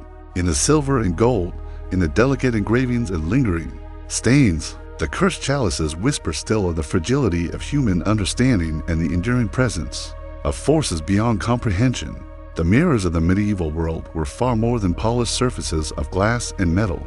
They were portals, fragile and reflective, holding the weight of light, shadow, and memory. In the grand halls of castles, in the chambers of nobles, and in the dim corners of abbeys, mirrors glimmered, catching candlelight and casting flickering images across walls. Yet superstition imbued these objects with a power both silent and unsettling. It was believed that mirrors did not merely reflect appearances they remembered, they absorbed, and they revealed sins, desires, and secrets that the living might wish to hide. In towns and manors across Europe, whispers spread of mirrors that showed more than the present moment. A glance could reveal the face of a long-dead ancestor, a specter hovering in shadow, or a betrayal yet to occur. Some claimed that a mirror could replay the sins of the observer, reflecting not the body, but the soul. The consequence of prolonged gaze was said to be profound, madness, sickness, or a creeping sense of being watched, as if the glass itself remembered every deceit, every whispered lie, and every act of hidden cruelty. It was not merely reflection, it was reckoning. Monks and scholars wrote cautiously of the dangers, suggesting that mirrors were conduits for restless spirits. A mirror placed facing a bed could trap the soul of the sleeper, or allow spirits to observe them in secrecy. Some were believed to serve as prisons, containing the essence of witches, heretics, or those whose deaths were unjust. When a mirror cracked or shattered, it was interpreted as a release of that trap force, allowing it to wander and influence the world beyond. The glass families took care to cover mirrors during illness, death, or times of great misfortune, fearing that the object could magnify grief and calamity. Stories abound of mirrors that acted almost like living entities. A noble woman, it was said, observed her reflection slowly twist while her thoughts wandered to envy and betrayal, the glass echoing her intent. Another account describes a merchant's mirror revealing a thief in the act before any crime had been discovered, the reflection moving independently of reality. Such phenomena convinced the medieval mind that mirrors were not passive. They were witnesses, recorders, and occasionally arbiters of fate. The material of the mirrors themselves added to the mystique. Polished metal backed with mercury, silvered glass, and obsidian surfaces seemed to hold depth beyond the ordinary. Some mirrors bore inscriptions warning of the dangers within, while others were left plain, their secrets whispered in hushed tones to children or servants. The act of cleaning, covering, or touching a mirror was ritualized. A prayer, a touch of holy water, or an incantation could placate the force within, yet none could guarantee safety. In imagining a chamber by candlelight, one can see the flicker, a flame cast across the mirrored surface, a reflection of the observer that lags, stretches, or quivers unnaturally. Shadows bend toward the edges, and for a moment, the glass seems alive, sensing intent, echoing past transgressions and watching silently. Those who dared approach too closely might feel a pressure, a faint breath, a whispering of secrets that belong only to the past. The medieval mind knew that mirrors could teach as much as they punished, revealing hidden truths and reflecting not merely flesh, but the consequences of thought and action. The mirrors that remembered sin endure as symbols of vigilance, conscience, and fear. They remind us that reflection is never neutral, that perception carries weight, and that the human mind has always sought signs and meaning in what it cannot control. They are monuments to the medieval understanding that even objects meant to serve vanity or curiosity could harbor peril, and that the unseen world was as potent and ever-present as the visible. Even in modern museums, where centuries-old mirrors rest behind glass and rope barriers, one can sense the tension, the echo of centuries of superstition, and the faint suggestion that the reflective surface remembers far more than we see. They endure as silent witnesses, testaments to a world where sin, curiosity, and fear intertwined, where human eyes met glass with both wonder and trepidation, and where the boundaries between reflection and revelation were never entirely clear. The mirrors remind us that superstition is memory preserved in object form, and that objects once thought to hold power may still carry the imprint of centuries of human intent, vigilance, and dread. To look into a medieval mirror is to meet the past, to sense the weight of conscience, and to understand that reflection is never simple, and that some images once seen cannot be unseen. The streets of medieval towns were rarely safe at night. Narrow alleys twisted like veins between timbered houses, and the uneven cobblestone seemed to whisper with every footfall. In the absence of electric light, lanterns swung from wrought iron hooks, casting pools of trembling flame that barely pierced the fog and darkness. But among these flickering beacons, superstition flourished. The hanging lanterns were said to possess more than the simple function of illumination. They were vessels for warning, omens, and the restless presence of the unseen. To walk beneath them was to enter a liminal space where shadow and light, life and misfortune, met and danced together. The superstition surrounding these lanterns was deeply rooted in the rhythms of medieval life. Travelers, merchants, and townsfolk learned to read their glow with reverent caution. A lantern that flickered unevenly or swung without wind was interpreted as a sign. Perhaps a thief moved unseen. Perhaps a plague lingered in the household ahead. Perhaps a restless spirit walked the streets seeking a soul to claim. In some regions, it was believed that lanterns could absorb the energy of misdeeds, holding it until the moment of release. When calamity would strike, families often left small offerings beneath the lanterns, hoping to appease whatever forces animated their light. Chroniclers tell of strange phenomena, lanterns swinging violently on nights when the air was still, the flame bending as if blown by a force invisible, or the glow shifting colors, bathing walls and windows in ghostly hues of red and green. Some townspeople swore they had seen shapes within the lanterns' faces, hands, or faint figures that disappeared when approached. Others claimed that following a lantern too closely could lead one astray into alleys, wells, or abandoned courtyards, where the fog would swallow the unwary and misfortune would find them alone. Lanterns were not merely passive symbols, they were active participants in the town's superstition. In some accounts, they were tied to guilt and wrongdoing. The light would flare when a lie was spoken, tremble when secret envy festered, and dim when a soul approached unprepared. Clergy and wise women cautioned that such objects could harbor residual intent to actions of those who had carried lanterns before, or the sins of a neighborhood steeped in violence and fear. Rituals were performed to consecrate lanterns, to bless the flames, and to prevent them from becoming conduits of malevolent forces. Even so, the unpredictability of their light ensured that the streets remained as much a place of caution as passage. In imagining a medieval night, one sees a merchant hurrying past shuttered windows, the lanterns above swaying gently, casting elongated shadows that twist across cobblestones. A fog rolls in from the river, muffling the sound of distant footsteps. The flame of a lantern bends unnaturally, and a whisper, barely audible, seems to ride on the wind. The town holds its collective breath, aware that the lanterns are more than illumination. They are markers, witnesses, and, perhaps, arbiters of fate. The hanging lanterns endure as symbols of vigilance, fear, and the unseen layers of medieval existence. They remind us that in a world without certainty, even the simplest objects could assume immense significance, mediating between safety and danger, visibility and concealment. To observe a lantern is to feel the pulse of human anxiety, the weight of superstition, and the delicate balance between perception and peril. Even today, in old towns where iron hooks still protrude from timbered walls, one can imagine the lantern swaying in the fog, their light casting shadows that seem to move with intent, their glow a subtle warning that the medieval mind understood, that the unseen is never absent, that light can reveal and conceal simultaneously, and that the smallest flame can carry the weight of history, fear, and memory across centuries.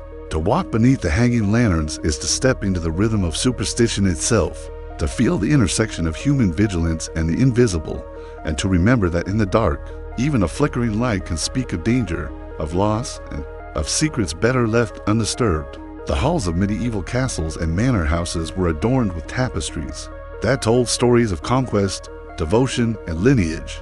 Rich threads wove together kings, saints, and mythical beasts, creating vibrant mosaics that both decorated and insulated cold stone walls. Yet among these artistic triumphs, superstition took hold. It was whispered that some tapestries were curse-woven with ill intent, imbued with lingering wrath, or infused with memories of blood and betrayal. To walk beneath their threads was not merely to admire beauty, but to risk encountering the echoes of deeds too dark to name, the restless will of those who had suffered, and the subtle influence of power stitched into fiber. The superstition surrounding cursed tapestries often arose from the stories they depicted, or the hands that had crafted them, weavers were sometimes accused of placing hidden symbols, knots, or patterns intended to convey secret messages, manipulate fate, or invoke spirits. It was said that a tapestry could carry the sorrow of the dead it represented, or the malice of a spurned patron. Some were commissioned with the explicit purpose of punishing enemies, spreading misfortune, or reminding households of sins committed and vengeance owed. In the dim corridors where sunlight barely touched woven threads, the tapestry seemed alive, their intricate scenes shifting subtly when unobserved, whispering threats or warnings that only the most attentive could perceive. Chroniclers recount tales of families haunted by the presence of such textiles. In one manor, a tapestry depicting a murdered lord hung for decades above the great hearth. Generations reported cold drafts, flickers of shadow, and strange sounds of weeping emanating from its threads. Visitors sometimes felt watched, as if the figures within the weave followed them with silent eyes. Misfortunes of sudden illness, a fire, and unexplained disappearance were often attributed to the tapestry's curse, and attempts to remove or destroy it frequently met with failure, the threads frayed. But the hall remained haunted, the malevolent presence unbroken. Some tapestries were believed to contain protective magic, counterintuitively intertwined with their curses.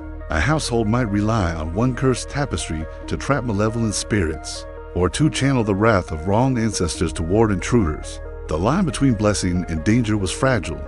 A careless glance or careless gesture could provoke the tapestry's latent power, releasing unrest, misfortune, or spectral echoes. In these woven halls, superstition and daily life were inseparable.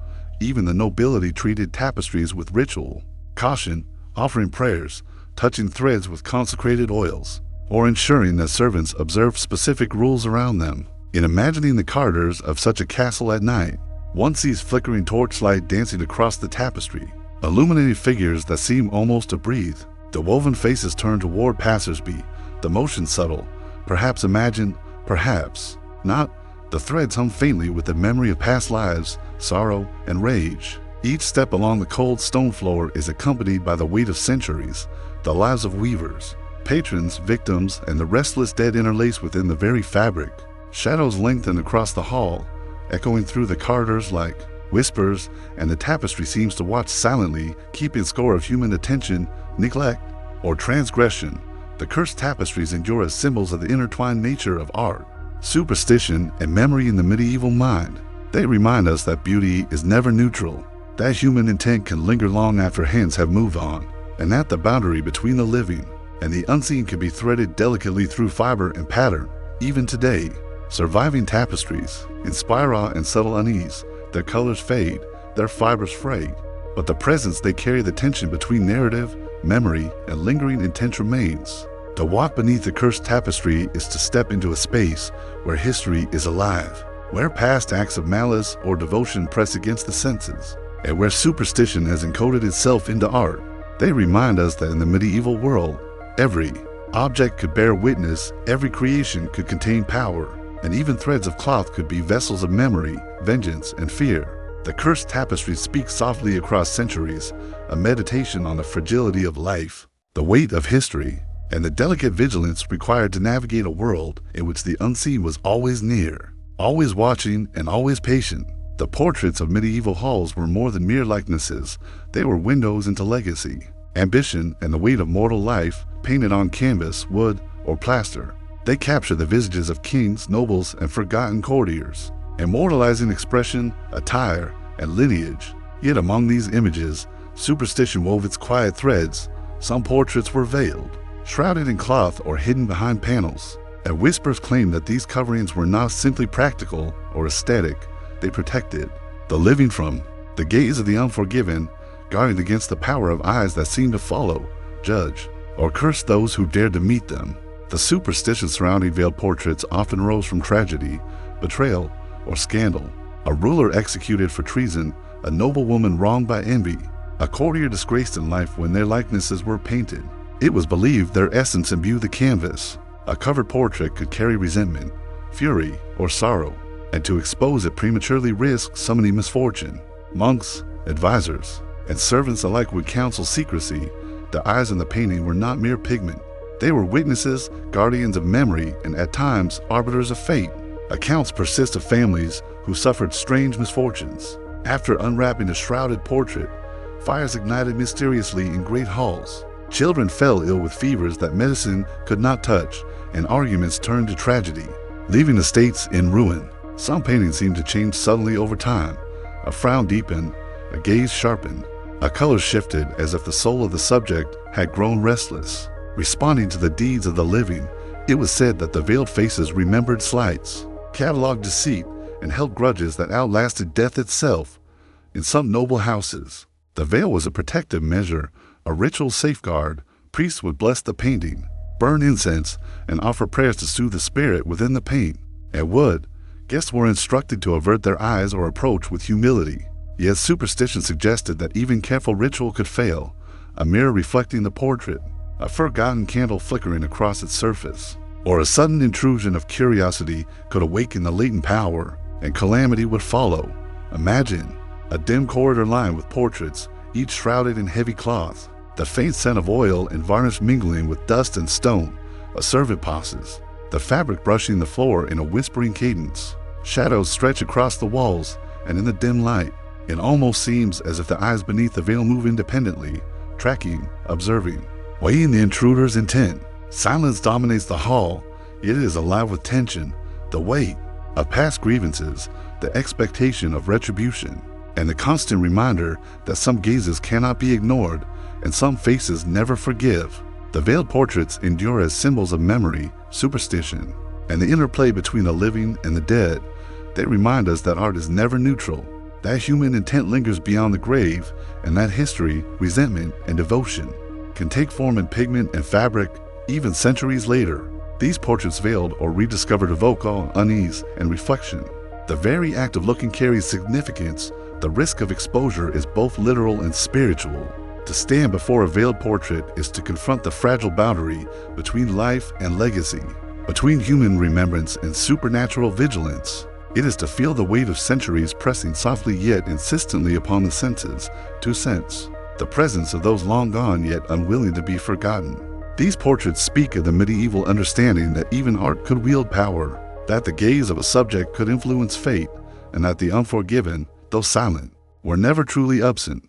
In the shadowed halls where they remain, veiled, portraits are living testaments to the medieval preoccupation with memory, justice, and fear. They teach that the eyes of the past continue to watch, that history records not only triumph, but resentment, and that the threshold between the seen and unseen, the living and the spectral, is as thin as a painted brush stroke. To unveil is to risk encounter, to respect is to acknowledge presence, and to ignore is to tempt the quiet. Inexorable judgment of faces that cannot forgive. The villages of medieval Europe were fragile tapestries of life stitched together with timber, thatch, and the toil of countless hands. At night, they were quiet, save for the occasional creak of a wagon wheel, the soft bleat of a sheep, or the distant howl of a wolf. And yet, superstition and fear infused even the simplest sounds. Among the most chilling were the midnight bells, church bells that tolled when no hand moved the rope, sounding from towers long abandoned, ringing out across empty streets and fields. These phantom chimes carried messages of warning, doom, or mourning, and were said to herald disappearances, disasters, and the inexplicable vanishing of entire villages. Chroniclers of the 13th and 14th centuries recorded instances where the dead rang the living, where a toll in the night preceded tragedy in the morning. In one remote settlement in England, a bell tolled repeatedly at the stroke of midnight, though the tower had been sealed for decades. Villagers claimed that by dawn, livestock had vanished, doors stood ajar without explanation, and several families disappeared without a trace. No footprints, no signs of struggle, only the echo of metal ringing in the cold air. A warning left, suspended in time. Some whispered that the bells were guided by spirits angered by neglect, injustice, or forgotten vows, or perhaps by entities so ancient that human understanding could not fathom their intent. The superstition surrounding the midnight bells was interwoven with the idea of the unseen and the moral universe. A village that ignored divine law, treated the poor unjustly, or committed grievous sins might find the bells tolling without human aid. Their sound was not only eerie, but purposeful. It communicated judgment, highlighted guilt, and announced the consequences of deeds left unaddressed. Clergy, when summoned, would attempt exorcisms, blessings, and prayers. Yet many admitted that no ritual could explain. Quiet, or control the mysterious tolling. It was as if the bells themselves had consciousness, recording, recalling, and acting upon human behavior. Accounts suggest that some villagers, drawn by fear or curiosity, ascended the towers only to find empty rooms, ropes unmoved, and bells swinging as if caught in some spectral wind. Others reported hearing faint voices in harmony with the toll, lamenting lives lost, stolen, or abandoned. The phenomenon was not confined to England. Across France, Germany, and Scandinavia, stories persisted of vanished hamlets and isolated towns marked by the same inexplicable chimes. Some believed that when a village fell to plague, famine, or betrayal, the bells would toll autonomously to summon attention, to mourn, or to mark the passage of souls between worlds. In imagining the night, one sees fog crawling through cobblestone streets, rooftops glinting faintly in moonlight, and the shadowed figure of a lone traveler pausing in fear as the bell tolls. The sound resonates across the empty village, rolling down alleys, vibrating against timbered walls, and stirring a silence that feels almost alive. The air is heavy, carrying the metallic scent of aged bronze and damp stone. Footsteps falter, hearts pound, and even the wind seems to bend around the chime, giving it weight, intention, a purpose beyond ordinary perception. The midnight bells endure as symbols of consequence, vigilance, and the thin veil between the living and the unseen.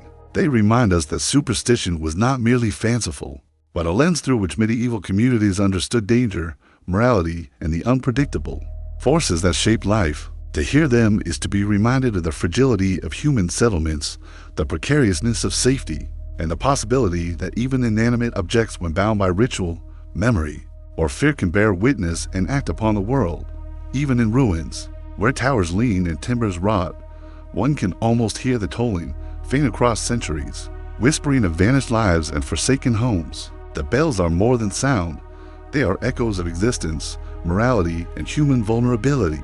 They teach that some warnings are eternal, some judgments cannot be silenced, and some mysteries linger long after the last candle has burned, long after the living have departed, leaving only metal, stone, and the haunting resonance of a world both seen and unseen.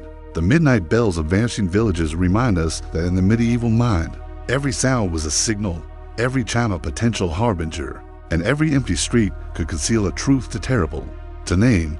They endure as a meditation on fear, morality, and the unseen currents that shape human fate, resonating softly yet insistently across the centuries, calling the living to vigilance, reverence, and humility in the face of forces beyond comprehension. There were punishments in the medieval world meant not only to wound the body, but to erase the voice. Among them lingered the iron masked gold instruments shaped like human faces, forged to silence breath, confession, and prayer alike. They were rumored to be worn by the disgraced, the blasphemous, the inconvenient, and once fastened, they transformed a living soul into a walking warning, a monument to obedience made of flesh and metal. In the narrow streets of stone-walled towns, where smoke clung low and bells measured the hours, people learned to avert their eyes. A figure might pass slowly through the market square, shoulders bowed beneath the weight of iron, the mask sealed, the mouth, sometimes the eyes, sometimes the entire head, rust bit in the skin, hinges creaked softly with every step. No scream could escape, no plea could be heard. The punishment was not merely physical, it was symbolic annihilation. To be masked was to be removed from the human chorus, reduced to motion without voice. The origins of these masks were tangled in law, superstition, and fear. Some claimed they were reserved for liars, heretics, or women accused of witchcraft, those whose words were believed to corrupt order itself. Others whispered that the masks were used on individuals thought to carry curses in their speech, whose voices were said to rot crops, invite plague, or summon unrest. Silence, then, was protection. Iron was containment. In certain regions of Germany and northern Italy, stories circulated of masks designed with cruel, intense spikes pressing against the tongue, iron bits forcing the jaw open, grotesque animal snouts meant to strip away dignity. These were not meant to kill quickly, they were meant to endure. The wearer was paraded, displayed, sometimes forced to walk for hours beneath the gaze of neighbors who dared not acknowledge them. To look along was to risk association, to speak was unthinkable. Yet the deepest fear did not lie in the pain alone. It lay in what the mask was believed to do to the soul. Medieval thought held that breath carried essence, that words shaped reality, that prayer itself was an act of survival. To seal the mouth was to trap the spirit inside.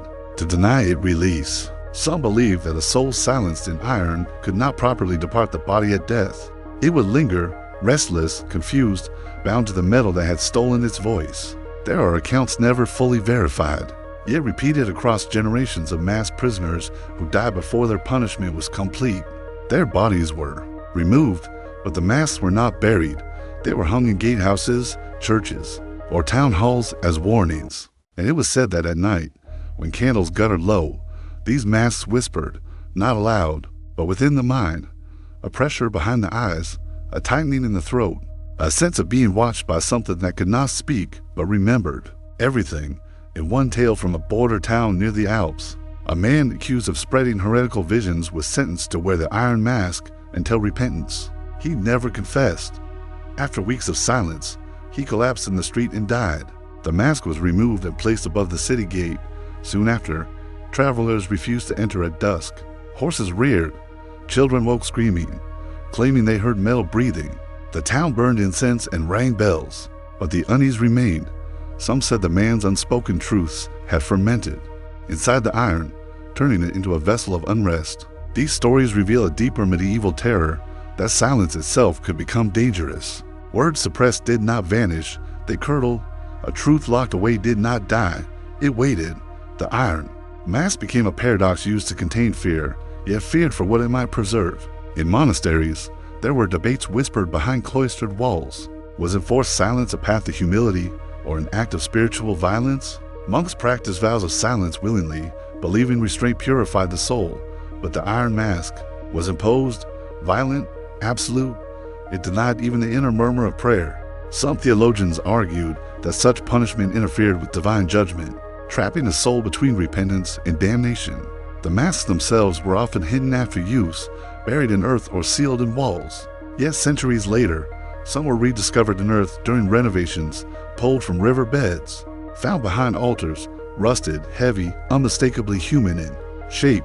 When handled, they seemed to carry a weight beyond metal, as though memory had mass. Those who found them reported unease, headaches, sudden sadness, a desire to be alone. Superstition insisted the masks retained fragments of breath, the last warmth of a silenced life. Imagine a cell beneath a keep, damp stones sweating in darkness. A prisoner kneels, iron locked around their face. Time stretches, sounds distort. Drips become thunder. Heartbeats echo like drums in a hollow chamber. The mind wanders, then fractures. Without speech, thought grows loud, looping, uncontrollable. Guilt, innocence, rage, and despair all share the same cramped space. And above, the world continues unaware, unchanged, indifferent. When the mask was finally removed, if it ever was, the face beneath was altered, skin scarred, eyes hollow. Some never spoke again. Even when freed, others screamed endlessly, as if language had returned suddenly, violently. These survivors were feared.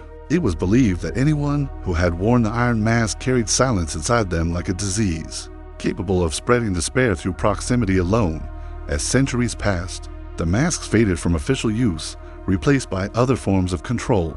But they did not vanish from memory. They remained in folklore, in cautionary tales told by firelight. Parents warned children that lies can summon iron. Priests hinted that God heard even silenced prayers, but men did not always listen. Today, the iron masks sit behind glass in museums, labeled, measured, explained. Yet explanation does not erase sensation. To stand before one is to feel the echo of withheld breath, the gravity of enforced quiet. They remind us that the medieval world feared the power of words as much as swords, that silence could be punishment, and that the human voice was once considered dangerous enough to cage in iron. And perhaps that is the most haunting legacy of all, not the cruelty, not the pain, but the belief that to speak was to exist, and to be silenced was to be undone. In the end, the iron mask teaches a quiet truth, that some forms of suffering leave no scream behind, only an absence so profound it continues to resonate, long after the metal has cooled and the body has turned to dust. Before dawn ever learned to soften the horizon, before the cock crowed and the village stirred, there were lights that walked alone. They were not carried by hand. They did not flicker with wind. They did not warm the air around them. They drifted low, deliberate, mournful across churchyards, over bogs, along hedgerows slick with night dew. To see them was to know that death was already moving, already choosing its path. These were the corpse candles, and once witnessed, they were never forgotten. In the medieval countryside of Wales and the Western Marches, darkness was not an absence but a presence. Night pressed close to the skin, thick with mist and silence.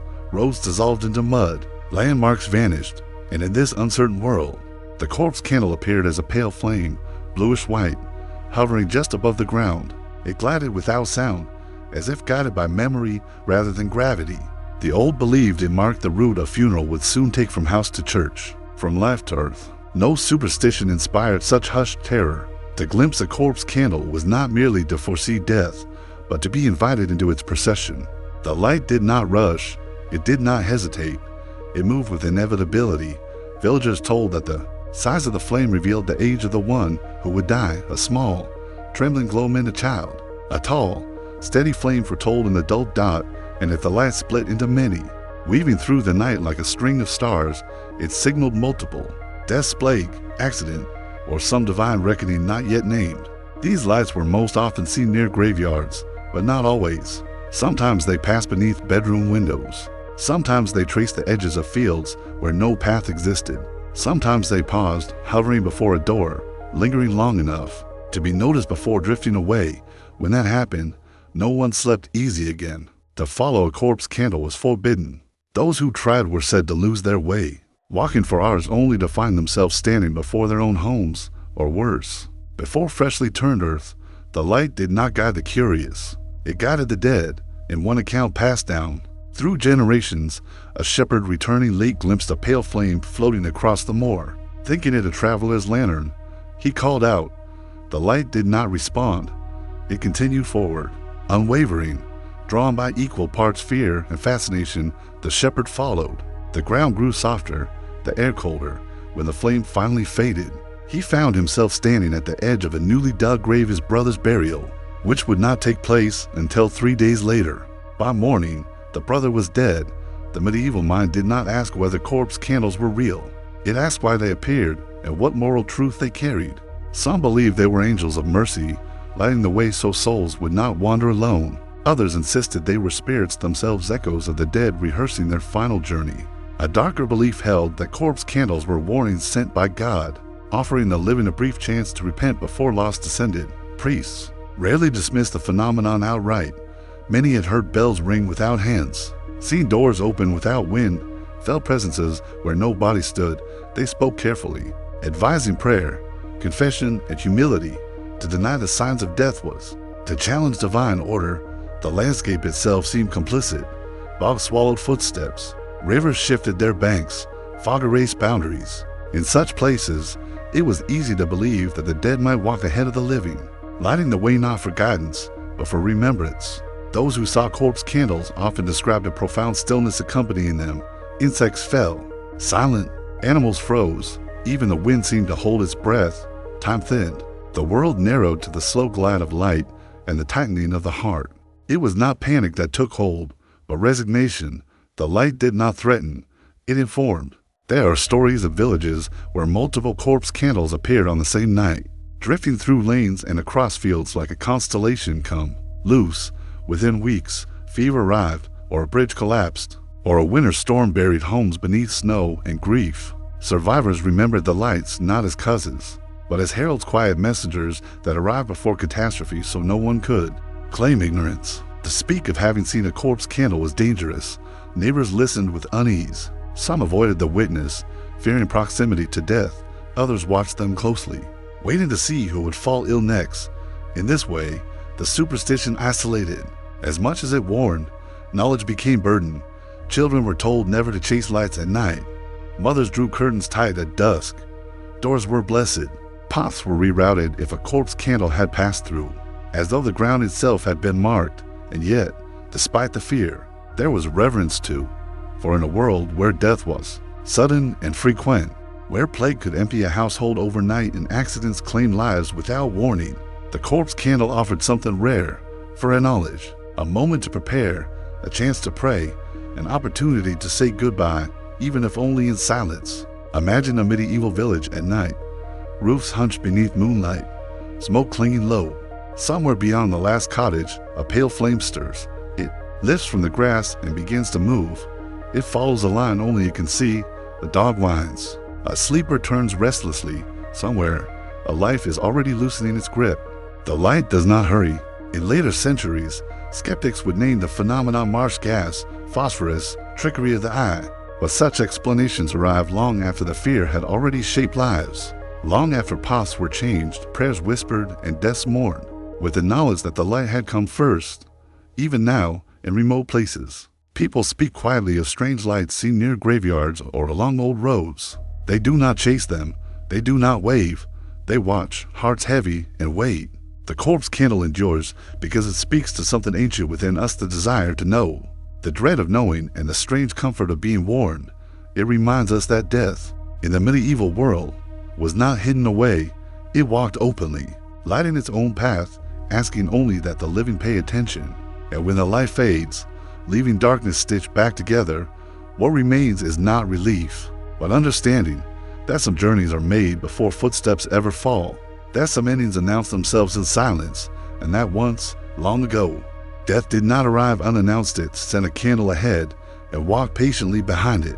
There were days on the medieval calendar when the sun itself seemed untrustworthy.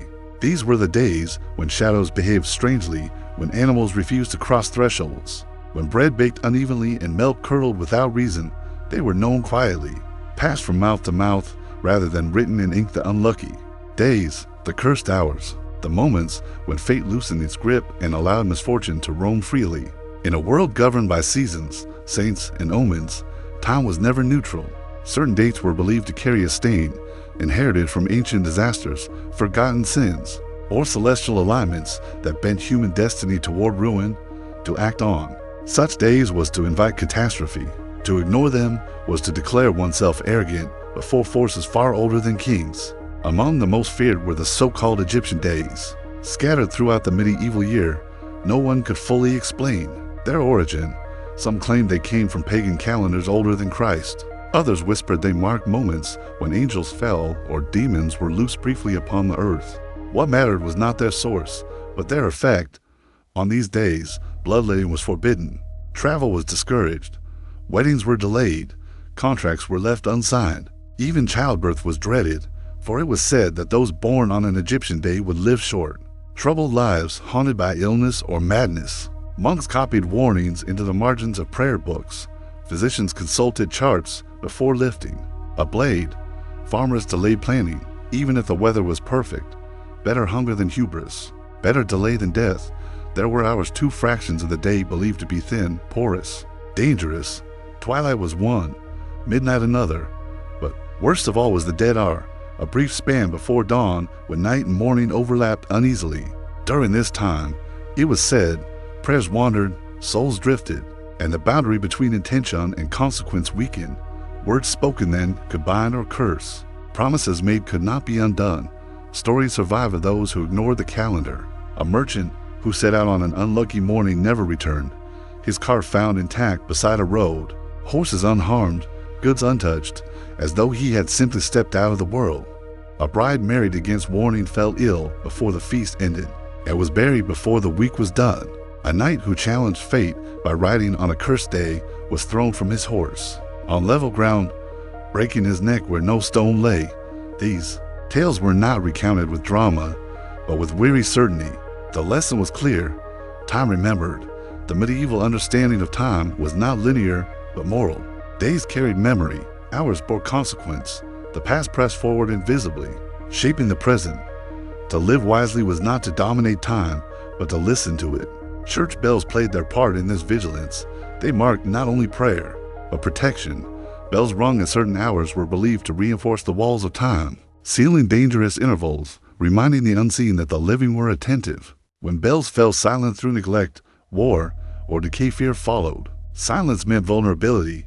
Even sleep was not safe on cursed days. Dreams grew vivid, heavy with symbols. People woke breathless, convinced they had glimpsed futures they did not wish to claim. Some dreams were treated as warnings, others as temptations. To dream on an unlucky night was to risk learning something one could not unlearn. Children were kept indoors. Fires were banked carefully. Knives were set aside. Mirrors were covered. Not because anyone expected disaster immediately, but because prevention itself was an act of humility. The medieval world feared certainty, It trusted caution, what modern minds might call coincidence. Medieval minds called pattern, and patterns, once recognized, were obeyed. The calendar was not merely a measure of time, but a map of survival. Imagine a village on such a day. The sky is clear, but no one smiles. Doors remain closed longer than usual. Footsteps are fewer. Work is done quietly, if at all. There is a sense of waiting, of collective restraint. The air itself feels held back, as though the world is pausing to see who will act and who will suffer for it. At sunset, relief arrives slowly.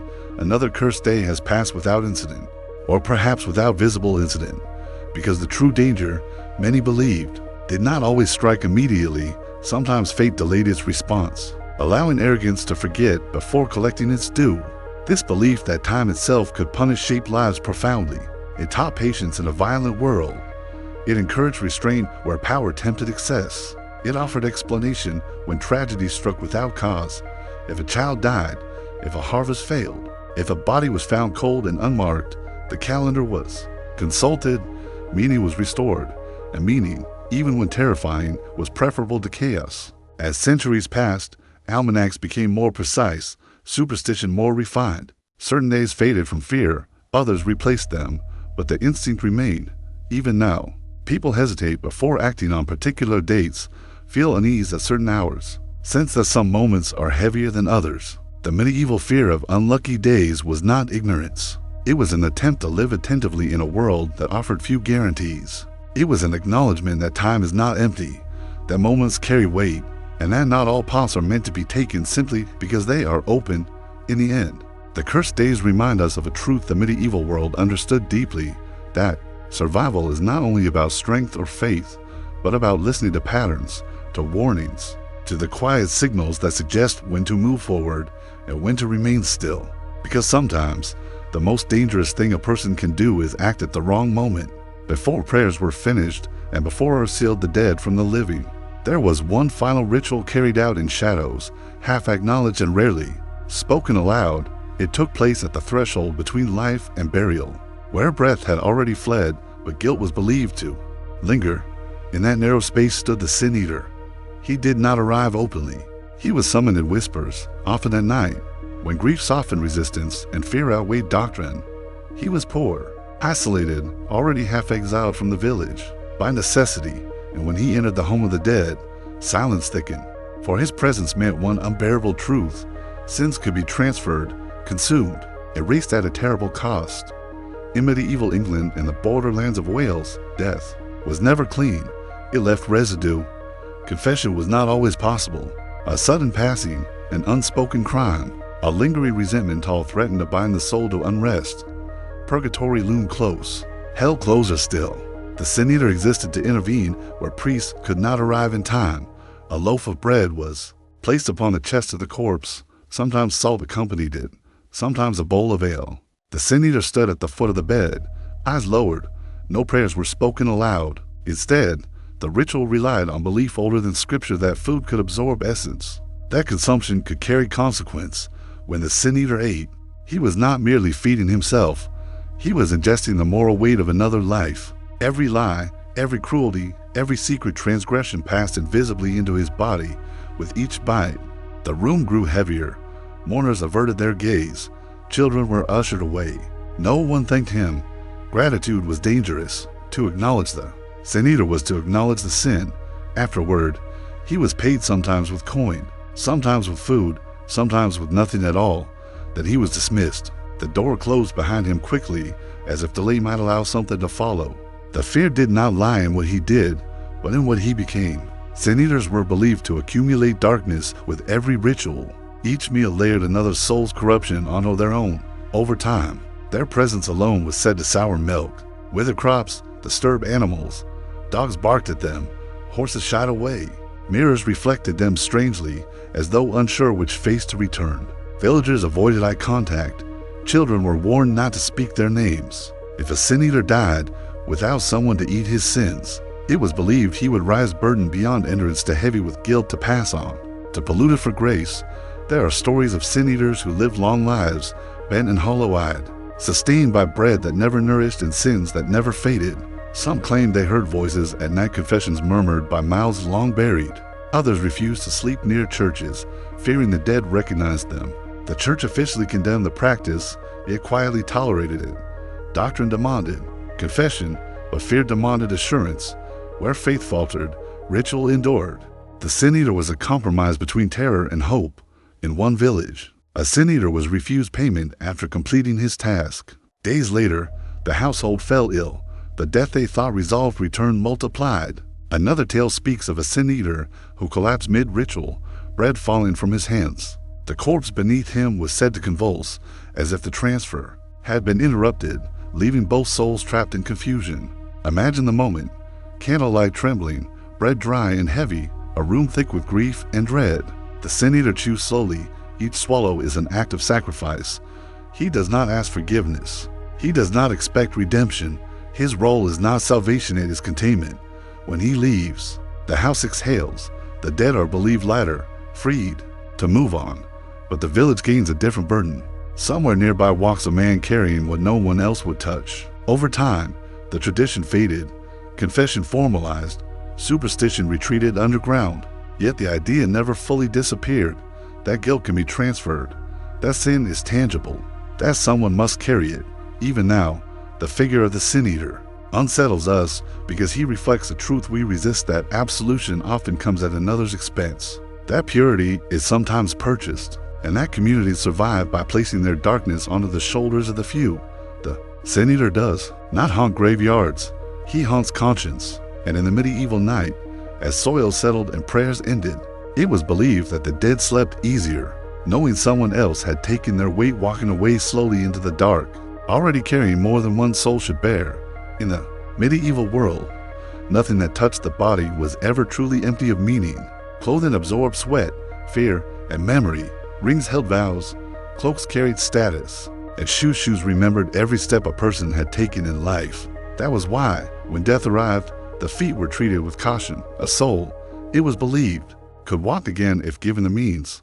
Across parts of northern Europe, a quiet superstition endured like a shadow beneath doctrine. The dead must not be buried with shoes, or else they would return. Graveyards lay close to villages then, not hidden away, but woven into daily life. The dead were neighbors, ancestors, unfinished presences, and on certain nights, when fog pulled low and moonlight turned pale as bone, people swore they heard footsteps where no living body moved, slow, measured, familiar. The whispering shoes were said to sound like leather brushing stone, soft soles testing earth. They did not run, they did not stumble, they walked with purpose, retracing paths once no reward, old homes, former lovers, unresolved grievances. The sound alone was enough to freeze blood. To hear it meant someone had been buried improperly, or worse, had unfinished business strong enough to pull them back across the threshold. Shoes were believed to anchor the soul to the road. Without them, a spirit wandered, confused, easily guided toward the afterlife. With them, it remembered direction. In some regions, mourners removed footwear before burial and placed it outside the grave or destroyed it entirely. Others buried the shoes separately, far from the body, or pierced them with nails to render them useless. A few turned them upside down beside the coffin, confusing the spirit, breaking the memory of movement. These were not gestures of cruelty, but of protection. There are records of graves reopened after reports of nighttime disturbances. In one village, livestock refused to settle, dogs howled without cause, and villagers heard pacing near the church, all long after midnight, when the grave of a recently buried man was exhumed. His shoes were found intact, neatly placed on his feet. They were removed, burned, and the disturbances ceased. Another tale speaks of a widow who insisted her husband be buried with his boots, believing he would need them beyond this life. Weeks later, she claimed to hear him outside their door each night. The sound never approached. It circled. When the shoes were finally taken from the grave, the nights fell silent again, but the widow never slept easily afterward. It was believed that the whispering shoes did not belong to malevolent spirits, but to confused ones, souls bound by habit, by routine, by paths walked too often to forget. Death did not erase memory, it loosened it. Cobblestone streets held echoes. Far as paths remembered pressure. To walk in life was to write oneself into the land, and shoes were the instruments of that inscription. Remove them, and the script faded. Leave them on, and the story continued. Children were warned never to leave shoes outside overnight. Not because of thieves, but because something else might slip into them. Something remembering how to walk. Imagine a village asleep, windows dark, smoke cooled in chimneys. Somewhere near the churchyard, a faint sound begins. Leather on stone, a step, then another. No figure appears, only the certainty of movement. A life rehearsing itself. The fear was never of attack, it was of recognition. Because if the dead could walk back, it meant death was not an ending, only a pause. And that meant the boundary protecting the living was thinner than anyone wished. 2. Admit, in time, the superstition softened. Shoes became mere objects again. Graves grew deeper. Churches moved farther away. But even now, the sound of footsteps behind us in empty places unsettles the mind. The whispering shoes remind us that the medieval world understood something elemental, that movement leaves memory, that habits outlive bodies, and that sometimes what returns is not hatred or hunger but direction. A soul remembering the way home.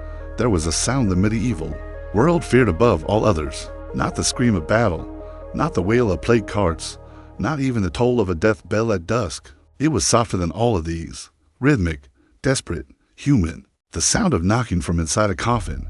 To die in the Middle Ages was not always. To be certain of death.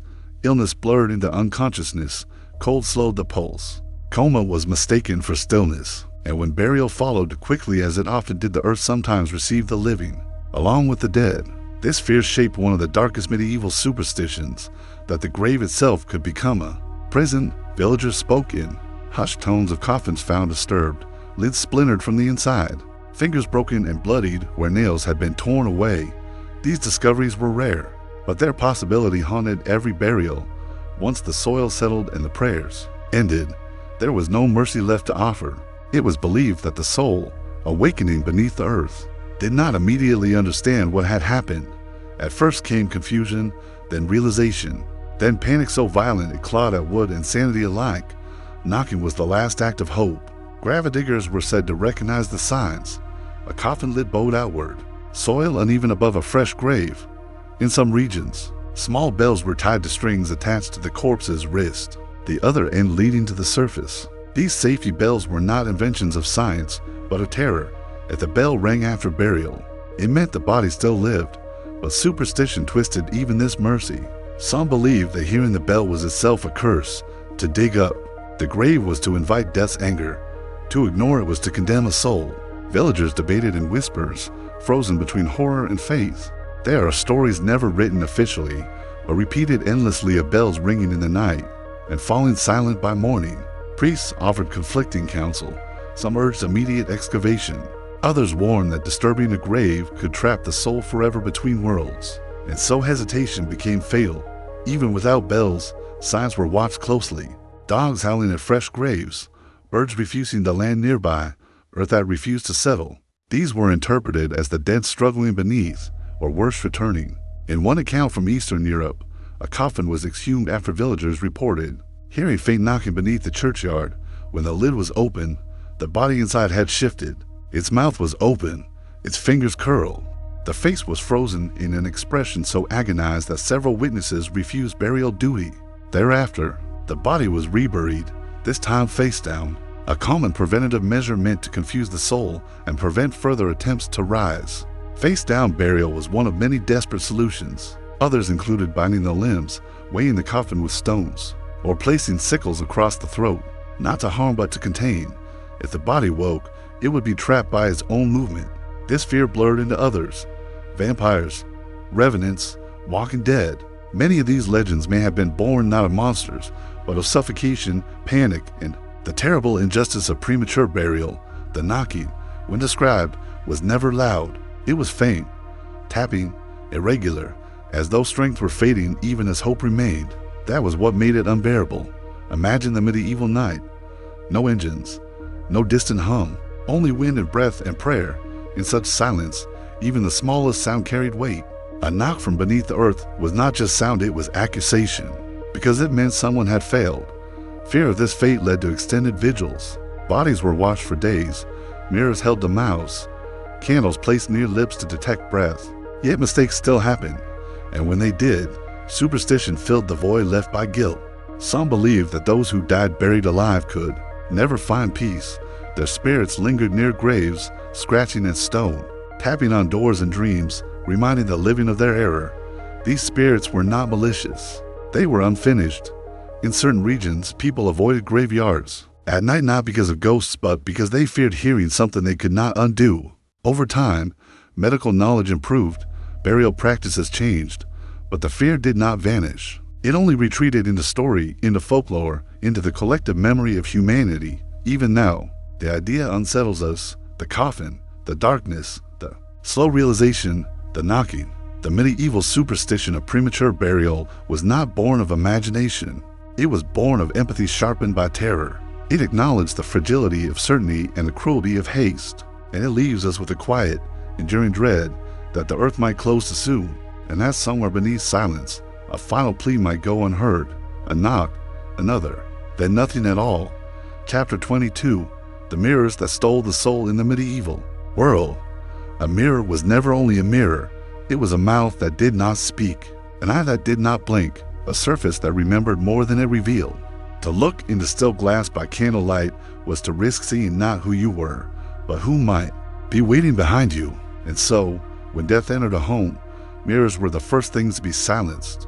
Across Europe, the moment a body went cold, cloth was drawn tight across every reflective surface, polished metal, darkened glass, bowls of water, anything that could return a face was hidden away, not out of modesty, but terror. The belief was simple and unforgiving. An uncovered mirror could steal the soul. The soul, it was said, did not depart immediately. It hovered, disoriented, lingering near the body, confused by the sudden absence of breath. In this fragile state, it could be trapped. Mirrors were snares. If the soul glimpsed its own reflection before leaving the world, it might mistake the image for itself and remain behind. Bound to glass and shadow, such a soul would not rest. It would haunt. Stories told of homes where mirrors were forgotten, and nights grew restless soon after. Candles guttered without wind. Footsteps echoed where no one walked. Faces appeared briefly in the glass to pale, to still, watching from the wrong side. These spirits were not violent. They were lost, and that made them more dangerous. In some regions, mirrors were believed to hold memories. Every face reflected left a trace, a thinning of the veil. To add a dead face to that collection was to poison the surface, making it a doorway rather than an object. Once opened, it could not be fully closed. Children were warned never to look into a mirror after sunset, especially not alone, especially not in silence. A name spoken before glass at night might be answered, not by the reflection but by something that wore it. There are accounts of mourners glimpsing movement in covered mirrors, the cloth shifting slightly as if something beneath it were pressing outward. In one tale, a widow removed the covering too soon, hoping to see her husband once more. What looked back at her did not blink. She screamed, dropped the cloth, and refused to sleep in that room again. Mirrors were also feared during illness. It was believed that sickness loosened the soul's grip on the body, making it vulnerable.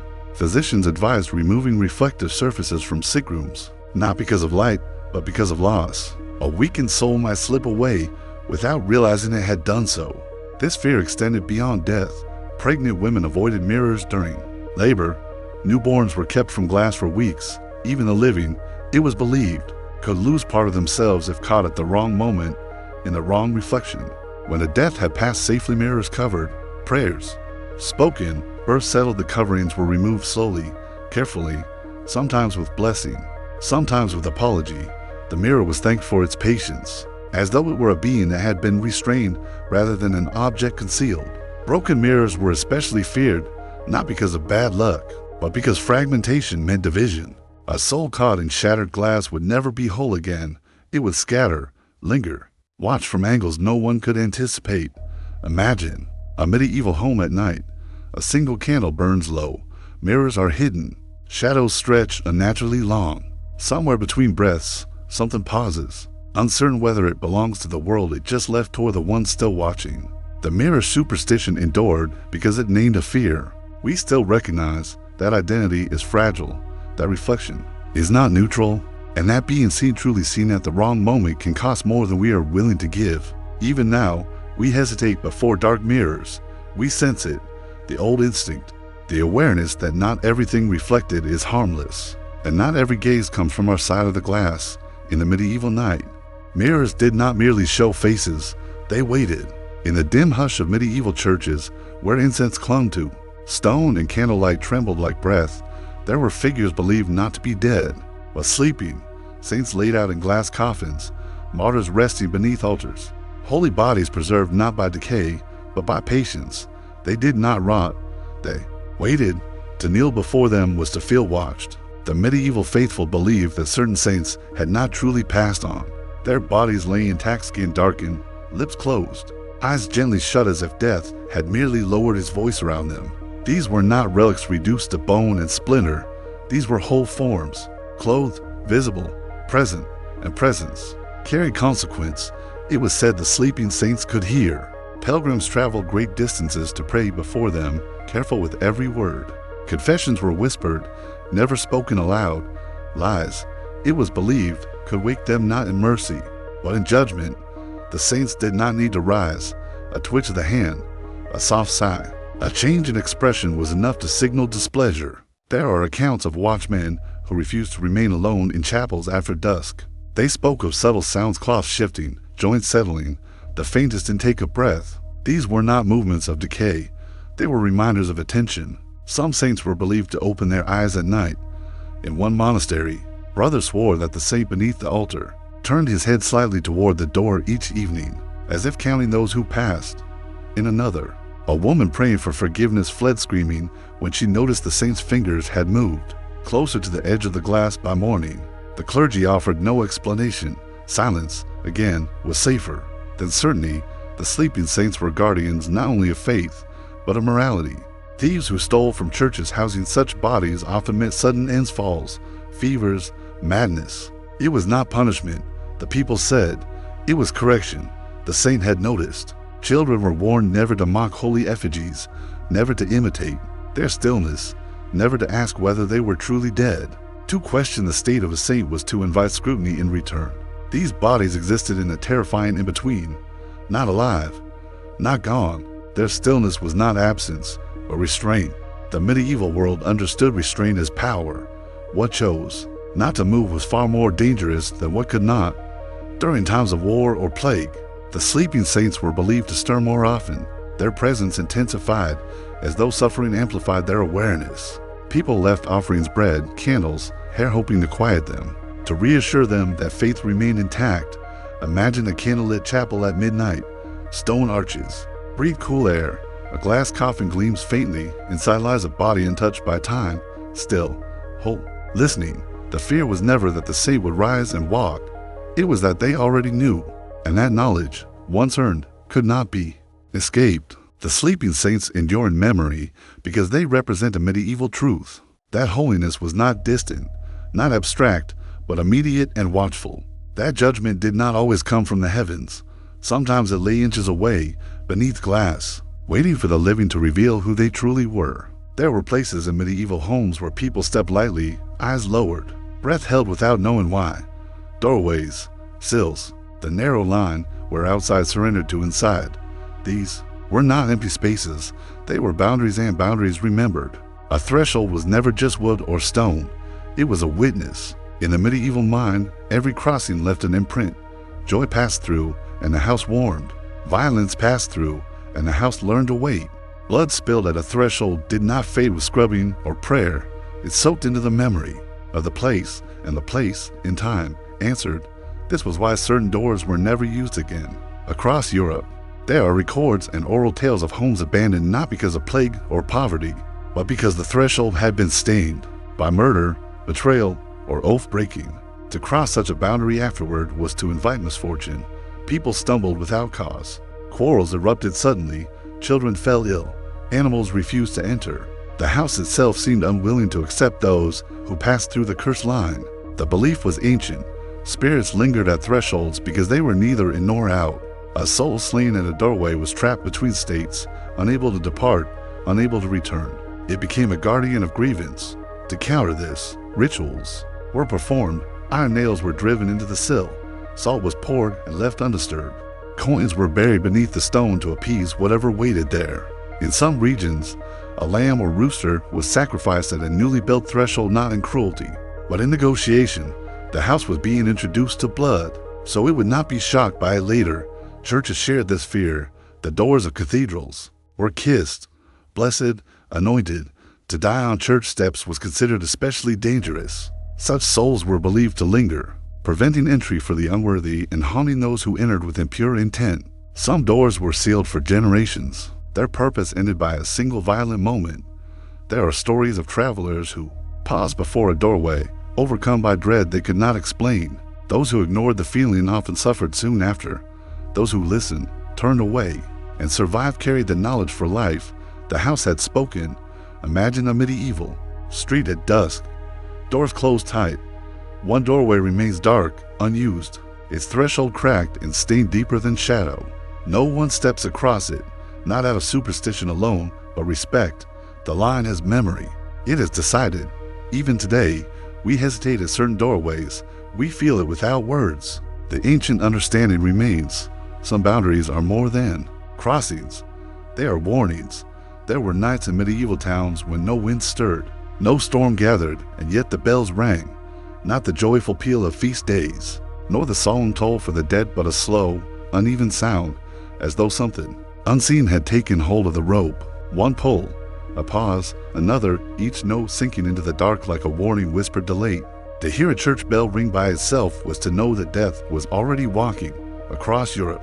Bells were believed to possess souls of their own. They were baptized, named, and anointed with holy oil, treated less like objects and more like living guardians suspended between heaven and earth. When rung by human hands, they were thought to drive away storms, demons, and disease. But when they rang alone, without touch or cause, it meant those forces had returned.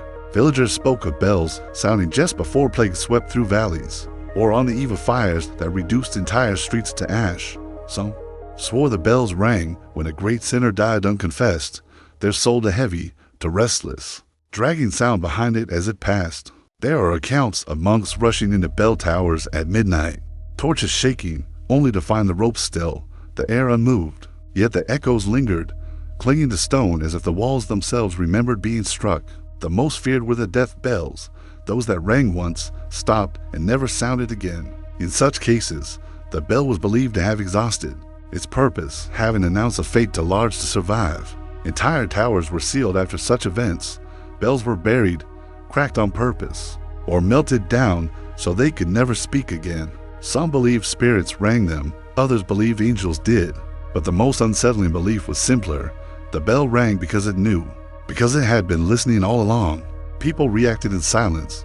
Doors were shut, candles were lit, confessions were whispered urgently, as if sound itself might be listening. No one asked who the bell rang for. Medieval people understood something modern minds resist. The bell did not announce a single death. It announced imbalance. Long after the sound faded, fear remained. Even generations later, towns remembered nights when bells rang alone. Children were warned never to mock them. To do so was to invite the bell to remember you. Even now, when a bell tolls in an empty place, something ancient stirs inside us. We pause. We listen longer than necessary, because somewhere deep within, we still believe the bell is not being rung, it is speaking. In the medieval imagination, a curse could cling to a person like shadow, invisible but inexorable. And sometimes it traveled in objects left behind, ropes, cords, or nooses that had touched death or betrayal. These were not ordinary tools. They were silent witnesses to violence, repositories of intent, capable of carrying malice into unsuspecting lives. They were called the hanging curses. Across England, France, and the borderlands of Scotland, villagers told of nooses that seemed to move themselves, knots tightening without wind or hand.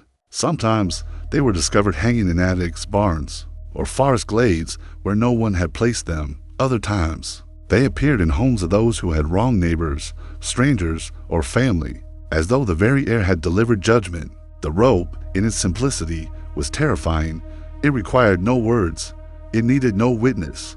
A hand had only to betray, to execute, or to die in desperation for the curse to take root. Objects tied to hanging cords from trees where criminals were executed. Halters of animals sacrificed. Even belts used in domestic violence were believed capable of storing intent, of remembering agony. Stories survive of families discovering nooses hanging from rafters when no one had entered the house for months. Cats hissed. Fire sputtered, food spoiled. The cursed rope seemed to bend attention, focusing it until misfortune arrived in illness, an accident, a sudden death. Those who ignored its presence often became the next victims. Those who burned it did not always escape, for belief itself could give the curse shape. Some accounts speak of ropes that appeared at the bedside of newborns, or on thresholds of inns, warning that a traveler's misdeed had followed them. Others describe knots that untied themselves when a confession was spoken aloud or tightened around unseen wrists in moments of tension, leaving only marks in the air or bruises on the imagination. Priests condemned these beliefs as superstition, yet the practice persisted. Some blessed the ropes before burial, or hung them upside down in the barn to contain their memory. Others buried them in soil far from habitation, as if geography could dilute malice. The most fearful abandoned entire homes when hanging curses were suspected, leaving hearths cold, doors open, and floors empty. In the flickering candlelight of attics and lofts, villagers felt the ropes watching, waiting. Silent yet accusatory, they were not simply tools of death, they were reminders of human cruelty, tangible extensions of intent, and proof that the medieval mind understood the persistence of sin. The hanging curses endured in story because they made consequence visible, not through blood or fire, but through invisible memory. They reminded the living that violence leaves an imprint, and that some hands, though unseen, continue to act long after the flesh has gone. Even now, the thought of a rope swinging gently in a darkened room, untouched by human hand, evokes the same fear that some acts remain alive in the objects they touch, and that those objects may wait patiently to complete the work the living cannot undo. In the silent fields beyond medieval villages, a black shape would descend, landing in solemn clusters upon the soil. Farmers called them omens. Children whispered their fears, and priests murmured prayers when none else watched. Crows were everywhere, but some were different, wiser, older, messengers of the invisible. They did not call for amusement. They did not forage for curiosity. They counted. The superstition was simple and dreadful. The number of crows gathered at the edge of a village or over a freshly tilled field foretold death. 1 crow meant illness, 2 misfortune, 3 death within the week, more than 3, and the village might tremble under a shadow no priest could ward away.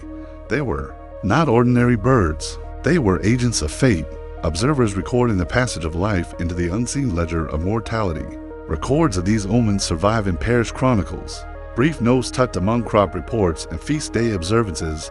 3 crows sat atop the granary within 7 nights. Master Osgood fell ill and never rose. A flock of 5 settled by the church wall. The smith's son died that fortnight. Such accounts treated the appearances with reverent fear, blending observation with superstition. The crows were not punished, for to do so was to court greater misfortune.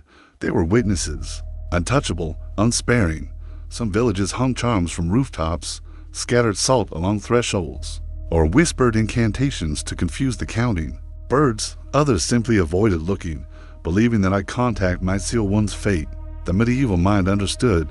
Acknowledgement gave power. Fear unspoken could sometimes delay it. The behavior of crows was never consistent. They arrived silently, perching in open spaces or leaning against stone walls, their black eyes glinting in twilight. Their presence transformed ordinary landscapes into places of vigilance.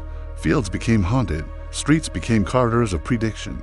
Houses under their gaze were heavy with anticipation, the living moving cautiously, fearing the tally would include them.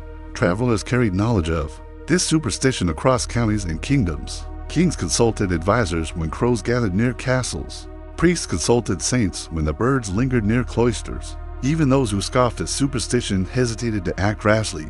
To ignore the count was to invite unseen judgment. And always, at dusk, when the sun sank blood red behind hills, the crows remained, unmoving, unblinking, patient, counting, waiting for life to end so they could mark it. The medieval fear of the counting crows endures because it reminds us that observation itself can feel predatory, that the world may witness more than we realize, and that some creatures alive, yet more than mere animals, can hold a mirror to mortality, silent, patient, and precise. Even today, in abandoned fields or on quiet rooftops, the shadow of a crow can make us shiver, because instinct still recalls the tally of the dead in the narrow streets of medieval towns, where stone walls leaned close and torchlight trembled. Against damp alleys, people spoke in whispers of shadows that did not belong to their owners. They moved independently, stretched unnaturally, lingered where no light fell, and followed those who were pure of heart or innocent of crime. To see one's shadow behave differently was not mere imagination, it was a warning. The superstition held that these wandering shadows were spirits drawn to the living. They were not malevolent in themselves, but they presaged misfortune. A shadow that moved without consent might signal impending illness, betrayal, or death. Sometimes, it mirrored actions the body had not yet taken, twisting ahead or lagging behind, an echo of fate itself. Parents warned children never to walk alone at dusk, for young shadows were especially vulnerable. A child whose shadow wandered afar could be seized by the unseen, carried into dreams, and left changed upon waking. Villagers reported seeing shadows pressed against walls or crouched low in corners, waiting for the unwary. They did not speak, they did not touch, but their presence was heavy, a pressure on the mind that no candle or prayer could fully lift. In certain towns, rituals were performed to bind the shadow. Chalk was drawn around the feet, knots tied around belts, water sprinkled at thresholds. Clerics blessed homes to prevent shadows from lingering too long, warning that the rite must be done precisely. Any error could allow the spirit to cling indefinitely. Failure, they believed, resulted in restlessness that could last generations. Stories survive of those who tried to confront their shadow. A young scribe, seeing his own detach and move across the candlelit floor, struck at it with a rod of iron. He collapsed immediately, convinced the shadow had struck back, and spent months feverish, whispering the name of the spirit. In another village, a widow noticed her shadow moving in the morning while her body remained still. She refused to leave her home, speaking to it as one would to a child, until she died quietly. Convinced she had kept it fed, the fear of walking, shadows endured because it was intimate. It did not lurk in the distance, nor announce itself with sound. It moved with you, it watched you. It reminded the medieval mind that innocence was not always protection, that the body could betray the self, and that unseen forces often mirrored human life in ways the living could not control. Even now, in candlelit rooms or streets shrouded in mist, the instinct remains. When a shadow shifts to slowly, stretches to far, or pauses oddly behind us, we shiver not for what is seen, but for what might follow. The shadows of the medieval night were patient. They waited, they counted, they remembered, and always. They walked silently behind the innocent dot in the heart of medieval villages. Hidden beneath moss and stone lay wells older than memory, dark as the void, and deeper than fear. They were meant to bring life, but some carried whispers instead. Water was not merely water. It held voices, carried omens, and remembered every soul that leaned over its edge. It was said that at night, when the wind fell silent and the village slept, certain wells whispered names, a single syllable, repeated softly, as though the water itself were breathing. To hear your name called from the depths was to know that something unseen had marked you. Illness might follow, misfortune might find its way, or death might linger close to your door. Those whose names were whispered never spoke of it. To do so, it was believed, invited attention. In some regions, villagers approached wells cautiously, leaving coins, scraps of cloth, or small offerings to appease whatever presence dwelled below. A child peering along could be carried off in dreams, leaving behind only the echo of a name that would continue to call through nights. Priests warned that the devil might dwell in such waters, but others argued that it was not evil, it was memory. The well remembered everything, and it spoke in its own rhythm. Legends tell of travelers who stopped at a well to draw water at dusk, only to hear a faint whisper repeating their own name. Panic-stricken, they fled, leaving the pail behind. Within days, illness struck, crops failed, or accidents occurred. The villagers whispered that the well had spoken truth, not malice, and that the voice of water was not easily ignored. Some wells were said to echo events before they occurred. A widow heard the name of her husband, called just before he succumbed to illness. A merchant's son heard his name in the water one evening and never returned from the road. These accounts blurred the lines between prophecy and memory, leaving fear as the only certainty. The medieval mind revered and feared such wells because they reflected a fundamental truth. The world remembers, stones remember footsteps, water remembers hands, and names carry weight. A whispered name was not merely sound, it was recognition. A call from the void that demanded acknowledgement. Imagine the night, stars swallowed by clouds, wind absent, the village hushed. From the darkness of a moss-covered well comes a single whisper, soft and deliberate. It calls your name, no one else hears. Yet the earth itself seems to listen, bending attention to the water's insistence. Even now, wells in old villages carry an unease. To lean over the edge is to risk memory. To hear your name in the silence is to confront the persistence of what we leave behind. The medieval superstition of the whispering well reminds us that the unseen can watch, the inanimate can remember, and that some voices, once spoken, echo beyond life itself. Even after centuries, the water waits, it whispers, and names are never forgotten. In the streets of medieval Europe, when the air grew thick with fever and sorrow, there walked figures half human, half omen. They were the plague doctors, cloaked in heavy fabric, faces hidden behind beaked masks, eyes shaded by dark glass. To see one was to glimpse death itself approaching, not as a distant shadow, but as a living presence. The masks were more than protection. They were instruments of superstition, ritual, and fear. The long, curved beaks were filled with aromatic herbs, pungent spices, and vinegar-soaked cloths, believed to purify the air and prevent the wearer from inhaling the invisible miasma of pestilence. The aroma of the mask was not pleasant. It was a constant reminder that sickness carried with it an odor no one could escape, an invisible force that lingered even in clean homes. Villagers spoke of masks that seemed to exude more than herbs. They believed that a doctor's presence, masked and hooded, drew the disease closer, or at least gave it a face. Children hid indoors, clutching rosaries, while others crossed themselves, murmuring that the smell of the beak could awaken latent illness. Yet the masks were necessary. Avoiding them meant confronting death without guidance, without hope, without ritual. The superstition went deeper. Some believed the masks could absorb the sickness, trap it, and contain it within the feathers, fabric, and glass. Others whispered that if a doctor removed the mask improperly or breathed deeply from it, the spirits of the dead claimed the wearer. Tales tell of doctors who vanished during epidemics, their masks found abandoned at crossroads, still scented with the pungent memory of death. It was said that the masks themselves became cursed over time. A mask worn through a single outbreak might retain the smell of hundreds of deaths. Placing it near a door or passing it to another practitioner could transfer more than protection. It could carry despair, fatigue, and the lingering terror of the streets. People feared the masks because they were visible reminders of the invisible plague, the invisible spirit, the invisible reckoning.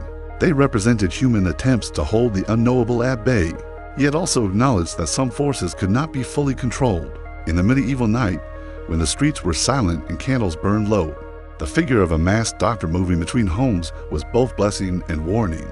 The beak smelled of herbs, vinegar, and decay. It warned the living that the boundaries between life and death were fragile, and that even the most careful measures were never enough to stave off fate.